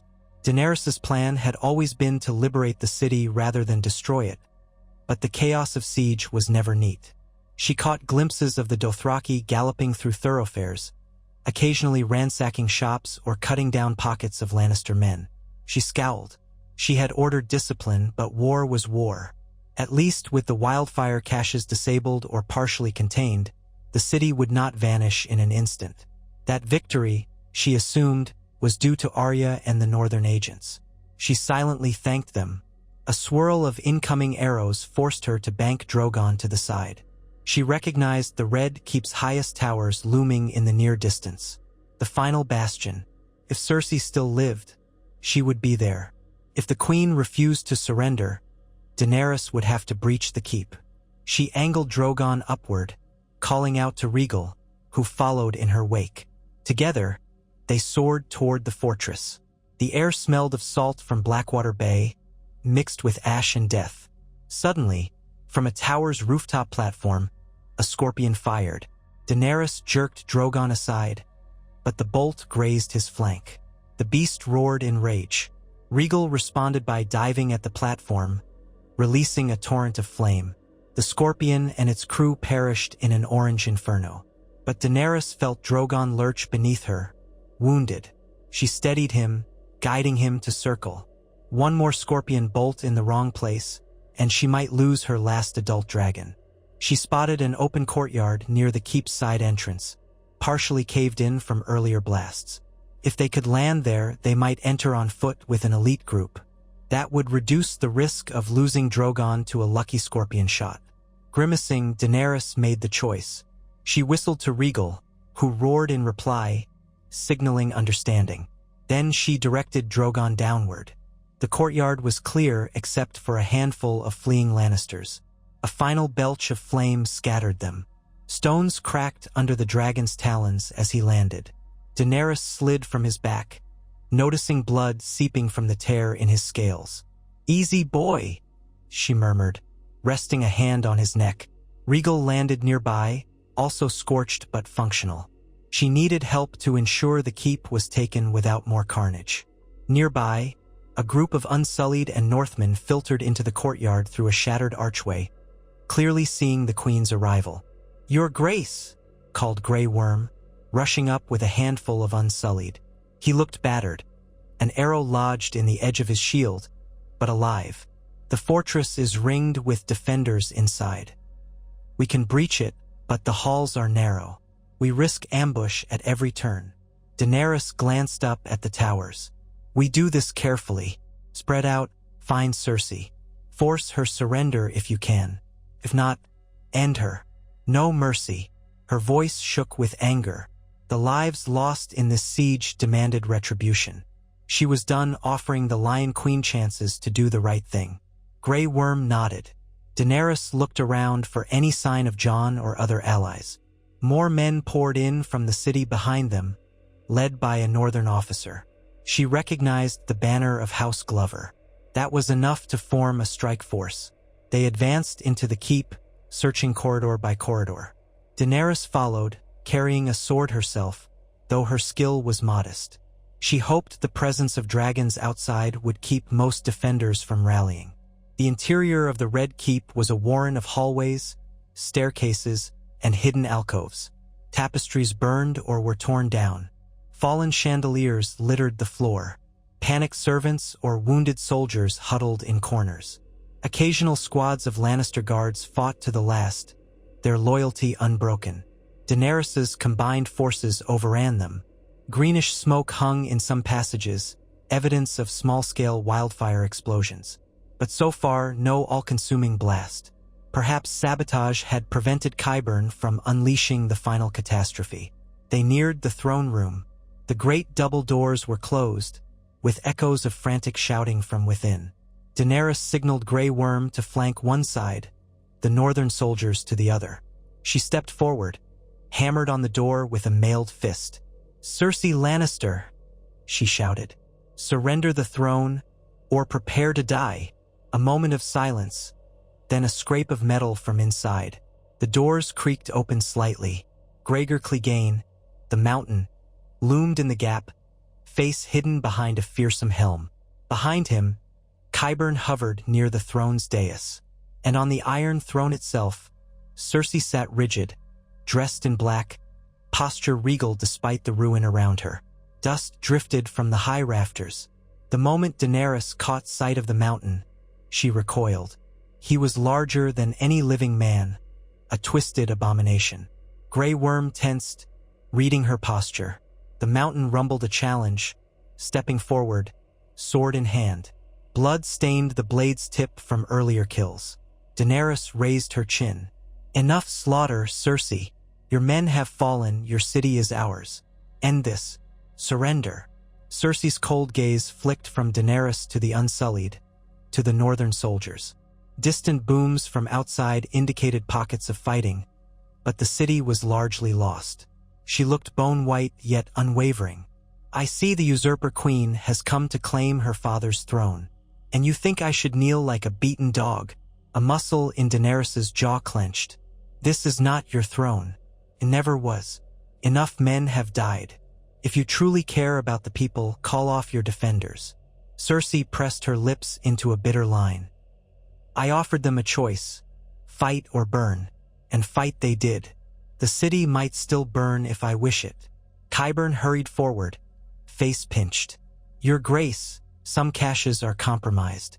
We can still detonate some if you command, but it may kill us all, including you." "The infiltration." "Quiet, Qyburn," she snapped, rising from the throne. Her posture exuded final defiance. "If I must die, I'll take every one of you with me." Her gaze shifted to the Mountain. She nodded once. The hulking knight lunged at the intruders. Grey Worm and two Unsullied braced for impact. In a flurry of steel, the Mountain swung a massive sword, cleaving through one Unsullied's shield as though it were parchment. Blood sprayed. Grey Worm ducked, thrusting his spear at the giant's exposed side, but the armor turned the blow. Another soldier tried to circle behind, only to be backhanded by an armored fist that shattered his skull against the wall. Daenerys stepped back, heart pounding. She had no illusions about her ability to face the Mountain with a sword. Meanwhile, the northern soldiers hesitated, uncertain if they could bring him down. The last time men tried, he had proven nearly unkillable. Then, from a side corridor, a lithe figure darted in, a girl with a dagger. Arya Stark. Arya moved with lethal grace, her face set in cold focus. She ignored Daenerys's startled exclamation. One of the northern men shouted, "Watch out!" But Arya was already behind the Mountain, blade flashing for the gaps in his armor near the neck. The monstrous knight spun with surprising speed, slashing at her. She barely ducked, the force of the blade slicing a chunk from a marble pillar. Grey Worm and the remaining Unsullied seized the moment, stabbing at the Mountain's flanks. He roared in rage, lashing out with unstoppable brute force. Another Unsullied fell, chest caved in by a mailed fist. But Arya's agility made her a phantom. She slid in low, carving a deep line in the back of the knight's knee where the plate parted. The Mountain staggered, blackish blood oozing. He swung blindly. Arya rolled aside, letting Grey Worm plunge his spear into the gap between the massive plates on the Mountain's back. The monstrous knight lurched, then toppled to a knee. Yet still he refused to die. Gurgling noises issued from behind the visor. He grabbed Grey Worm's spear shaft, snapping it in half. Grey Worm recoiled, eyes wide. Arya sprang onto the knight's shoulders from behind, hooking an arm around the helm. With a savage twist, she drove her Valyrian steel dagger into the seam at the base of his skull. The Mountain's entire body went rigid, then collapsed face first with a metal crash that echoed off the stone. Silence filled the throne room, broken only by ragged breathing and the crackle of distant fires. Arya stood panting, blood trickling from a small cut on her arm. Grey Worm stared at the slain giant, struggling to comprehend how the beast had finally been vanquished. Cersei, eyes wide with fury and disbelief, tried to back toward a small door near the throne dais. Qyburn had fled, scuttling behind a column. Before Cersei could escape, Daenerys stepped forward, sword in hand, flanked by 3 Unsullied who were still alive. Arya and Grey Worm blocked Cersei's path on the other side. "It's over," Daenerys said, voice trembling with anger. "Stand down." Cersei's face twisted. She glanced about the throne room, half expectant, as if searching for one last miracle. But the roar of battle outside had faded into sporadic clashes. The Red Keep was compromised. Even Qyburn was nowhere to be seen, presumably having run for his life. The Queen's shoulders slumped, though her eyes still burned with hatred. "How dare you?" she whispered. "I was chosen to rule, to protect this city from invaders." Daenerys advanced, unwavering. "Spare me your lies. You burned innocents, used wildfire against your own people. The realm deserves better than your madness." Cersei's lip curled. "My madness? And you come with dragons, with foreign hordes? Spare me your hypocrisy, Targaryen." She let out a bitter laugh, then spat on the floor. "Well, are you going to kill me here, like a common criminal?" Daenerys remembered the sight of the burned ramparts, the thousands who died. She remembered the city's terror. She looked at Arya, then back at Cersei. If she ended it quickly, perhaps fewer would suffer. She raised her sword. But at that moment, footsteps approached from the hallway, a contingent of Northmen with Jon Snow at the lead. Sansa and Davos followed, battered but alive. They poured into the throne room, eyes taking in the scene. The Mountain's corpse, the battered guards, Cersei cornered, Arya dripping with sweat and blood. Jon locked eyes with Daenerys, then glanced at Cersei. "It's over," he said quietly. "The city has fallen. The fighting has mostly ended. Some Lannisters surrendered, others are fleeing." Cersei's gaze shifted to Jon, then to Sansa. She laughed mirthlessly.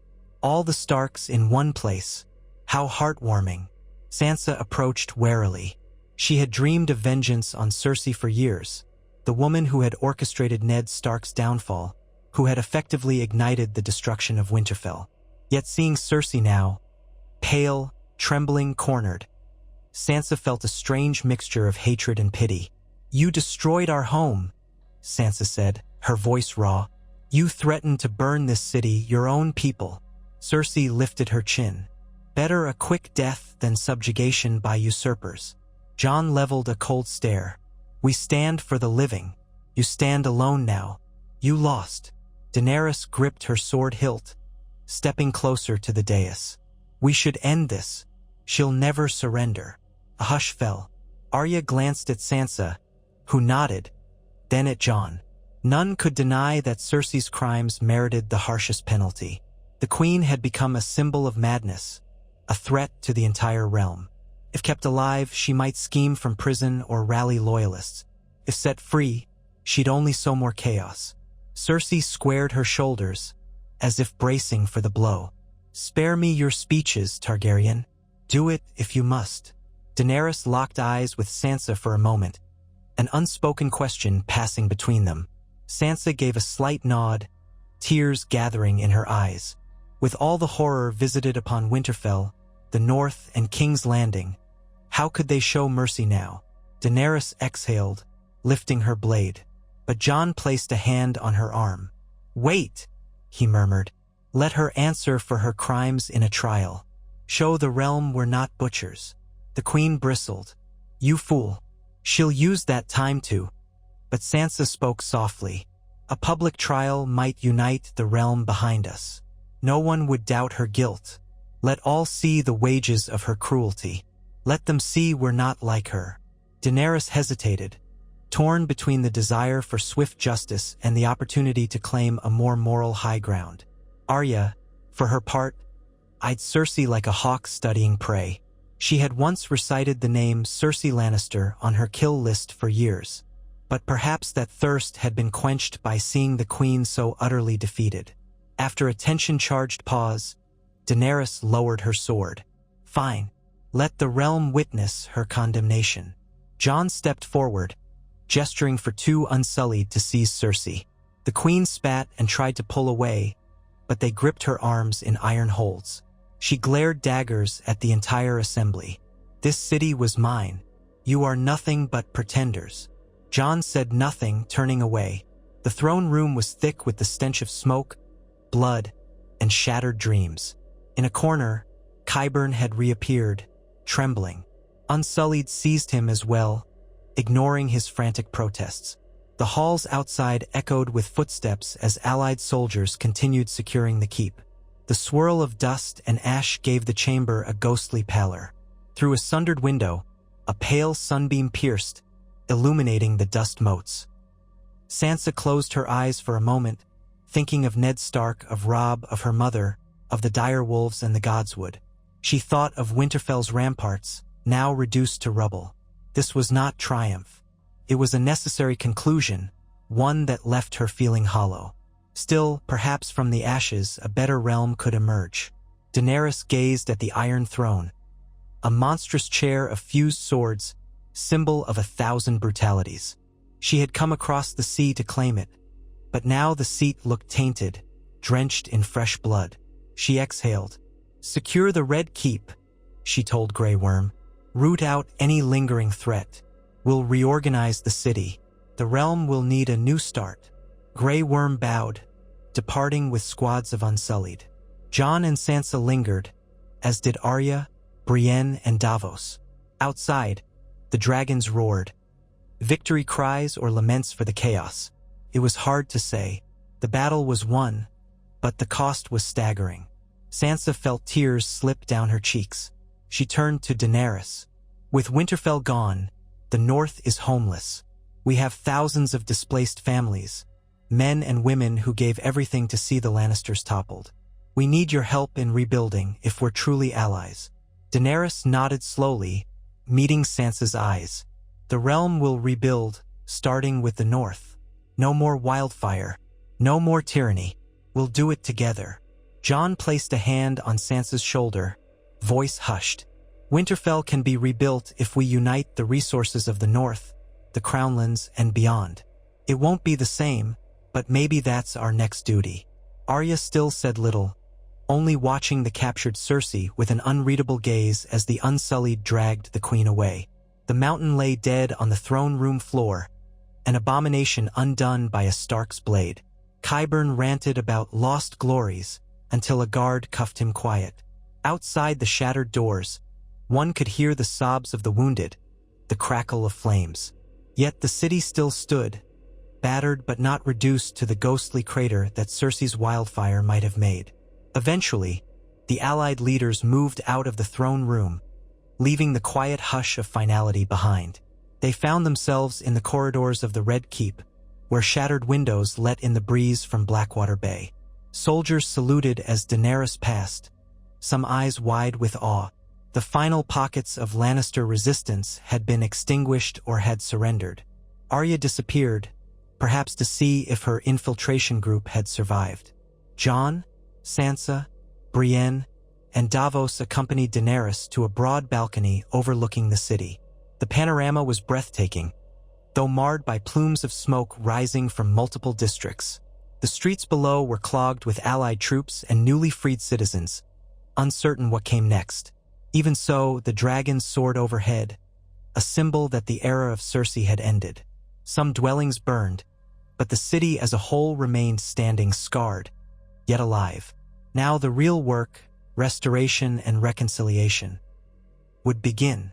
Sansa leaned on the railing, letting the wind cool the sweat on her brow. She remembered standing on Winterfell's battlements, wondering if she would ever see a day when House Stark avenged all it had lost. And here she was, in King's Landing, the seat of the Iron Throne, which had destroyed her family's peace so many years ago. She felt Jon at her side. They exchanged a weary look. "We did it," he said softly, though his tone carried no triumph. "Cersei is finished. The war is nearly done." Sansa nodded. A war ends, but the wounds remain. We'll be tending them for generations. Daenerys approached, her posture stiff with exhaustion. Qyburn's men are being taken prisoner. The caches of Wildfire that remain will be dismantled by the alchemists we have in custody. The city must not sleep until we're certain there's no hidden spark left. Davos joined them, expression grim. We'll coordinate with the new city watch. The small folk will need reassurance, food, water, safety. They've suffered enough under Cersei's rule. Brienne, bruised and exhausted but upright, bowed her head. I'll help see to order in the streets. My lady, my lord, your grace. They all paused, taking in the scale of destruction. This was not a moment of pure celebration.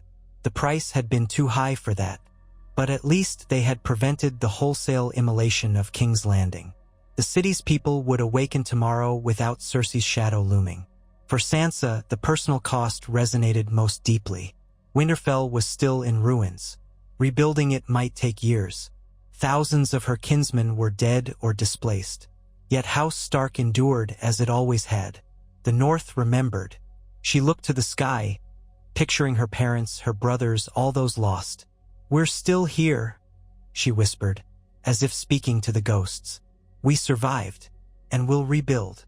Jon heard her and wrapped an arm around her shoulders, giving a slight nod. Daenerys turned away, eyes distant as she thought of the future. Arya slipped onto the balcony a moment later, quietly taking her place beside Sansa. She said nothing, but the set of her jaw told Sansa she, too, was already thinking of what came next. Maybe they would return north soon, to see if Winterfell's rubble could yield a foundation for a new castle. Or maybe they would remain here to stabilize Daenerys's new capital. The details remained uncertain. Below them, the city churned with the painful aftermath of war. Some Lannister soldiers were being corralled into makeshift pens. Others knelt in surrender. Northern and Targaryen banners fluttered from captured battlements, signifying the change of regime. People called for water, for medics, for an end to the chaos. Over time, the fires would die out, the dead would be buried, and life would resume in a changed realm. From the vantage of the battered Red Keep, the Allied leaders took their first breaths as victors, if such a word could even apply. No cheers, no joyous fanfare. Only a collective weariness and the faint hope that, in the ashes of war, they could forge something better. Dawn would come again. This time, they vowed, it would be a dawn without wildfire, without tyrants twisting the realm to their whims. When darkness fell that night, a somber hush descended on King's Landing. The city's gates stood open, guarded by Northmen and unsullied. Civilians emerged cautiously, glimpsing the dragons perched on the ramparts of the Red Keep. Many ventured out to search for loved ones or carry away the wounded. Small knots of rebels from the slums began to help each other douse lingering fires. Targaryen officers took up positions in the streets, trying to keep order. At last, the thunder of war quieted to an exhausted murmur. In the keep's courtyard, dozens of tents were erected to tend to the injured. Sansa walked among them, distributing water and supplies, offering kind words. Some recognized her, bowing or weeping with relief. Others simply stared, stunned by the shift in power. Sansa herself felt hollow, but she kept going, determined to offer what comfort she could. Brienne followed her like a silent sentinel, occasionally stepping in to calm frightened people who saw the glint of Lannister armor and panicked. Jon conferred with Davos and other northern officers about city security. Daenerys and Grey Worm oversaw the Targaryen side of things, locking away scorpions, rounding up Qyburn's alchemists. The nights ahead would be long and laborious. But the greatest threat, Cersei and her Wildfire plan, had ended. As the hours crept forward, Sansa collapsed onto a stool near a makeshift fire in the Red Keep's courtyard. She was drained of all emotion, her limbs heavy. Across from her, Arya poked at the fire with a stick, silent, her face flickering in the orange glow.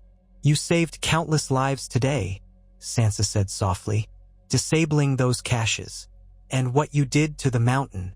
Arya exhaled, gazing at the flames. He was the last name on my list. For so long, I dreamt of killing him. And her, she added, meaning Cersei. Now it's done. It feels empty. Sansa reached over, placing a hand on her sister's shoulder. Maybe that's because revenge can never truly fill what was taken from us. We can only rebuild, move forward. Arya offered a faint nod, eyes distant. So we will. They sat in silence for a while, listening to the crackle of the fire and the murmur of men and women bedding down in the courtyard. Snow had begun to drift from the night sky, swirling gently over the battered city. Winter in King's Landing felt alien, a sign that the world had truly changed. Eventually, Sansa rose. I need to find Jon. Discuss the next steps for the north. She looked down at Arya. Will you come north with us? Once all this is settled? Arya's expression softened. The north is my home. Even if Winterfell is gone, I'll help rebuild or defend whatever we create in its place. Sansa smiled, blinking back tears. She left Arya by the fire and moved through the courtyard, stepping into the broad corridor that led toward the keep's interior. The tapestry-lined walls were scorched, some of the windows shattered. Torchlight danced across debris. Outside, she could hear the faint hiss of wind and the shuffle of boots as guards passed. She found Jon and Daenerys near the throne room entrance, deep in conversation with Davos, Grey Worm, and a small group of Northern and Targaryen officers. Cersei had been removed, presumably to a secure cell.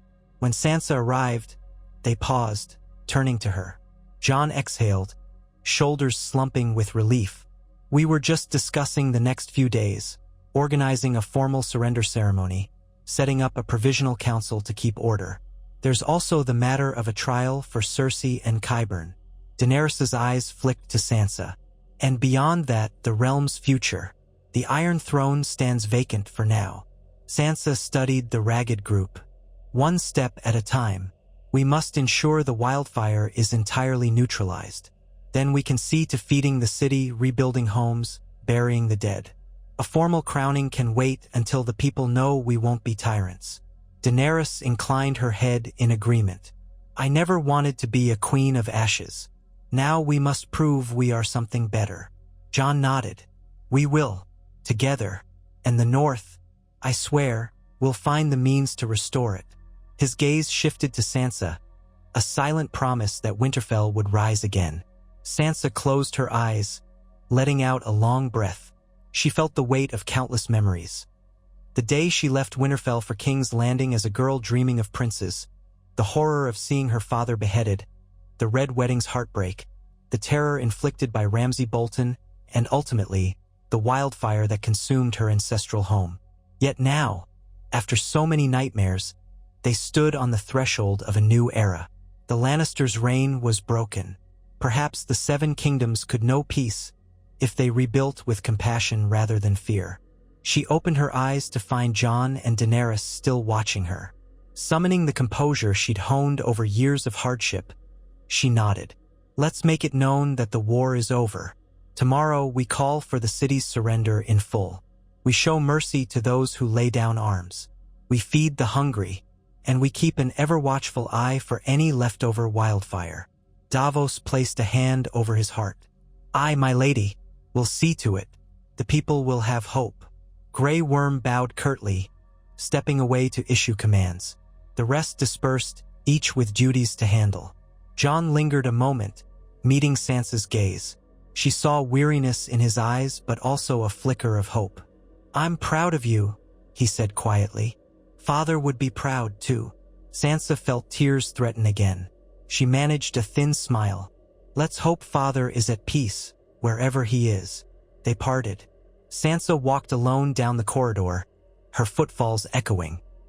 When she neared a shattered window, she paused to peer out at the city under the moonlight. Smoke still coiled upward in patches. Distant fires glowed like dull embers. But there was no monstrous green inferno devouring the streets, no cataclysm leaving naught but rubble. They had prevented that fate at great cost. Softly, she whispered the words once spoken by every Stark. Winter is coming, but it would not come with illusions of songs and chivalry. They had learned the realm was hard and often cruel. Yet, in the darkest hours, they had forged alliances, wolves and dragons, and cast down the tyrant. The future lay uncertain, but for the first time in a long while, Sansa allowed herself a fragile sense of optimism. They would rebuild Winterfell, or raise a new seat if the old was too far gone. The North would heal, King's Landing would heal, and House Stark, though scarred, would endure. Outside, in the courtyard, the drifting snowflakes mixed with ashes, forming a soft gray carpet over the cobblestones. A handful of battered civilians stared at the falling flakes, uncertain whether to fear or marvel. In the morning, they would awake to a new world. A world free of Cersei Lannister's reign. A world still reeling from the horrors of Wildfire but not utterly annihilated. That was enough for one day. Sansa inhaled, exhaled, then continued on her way, footsteps fading into the hush of the Red Keep's corridors. Far above, the night sky cleared a little, revealing cold stars over a battered capital. Somewhere in those stars, Sansa liked to think, the spirits of her family watched, lending her strength. She was no little bird anymore. She was the Lady of Winterfell, caretaker of a broken north, and a key figure in shaping whatever new dawn awaited Westeros. And so the siege ended, not in an all-consuming blaze, but in a cautious victory overshadowed by sorrow and the monumental task of rebuilding. The Tachar. Eat of Wildfire had been contained, if not entirely erased. The queen who burned Winterfell would now stand trial, a testament to the realm's long-awaited justice. And the North, though still homeless, remained unbowed, ready to rise from the ashes of war. House Stark would continue, for the North remembers. And as long as hearts beat in the cold wind, winter would come. But so would spring, bringing the possibility of renewal, and perhaps even peace.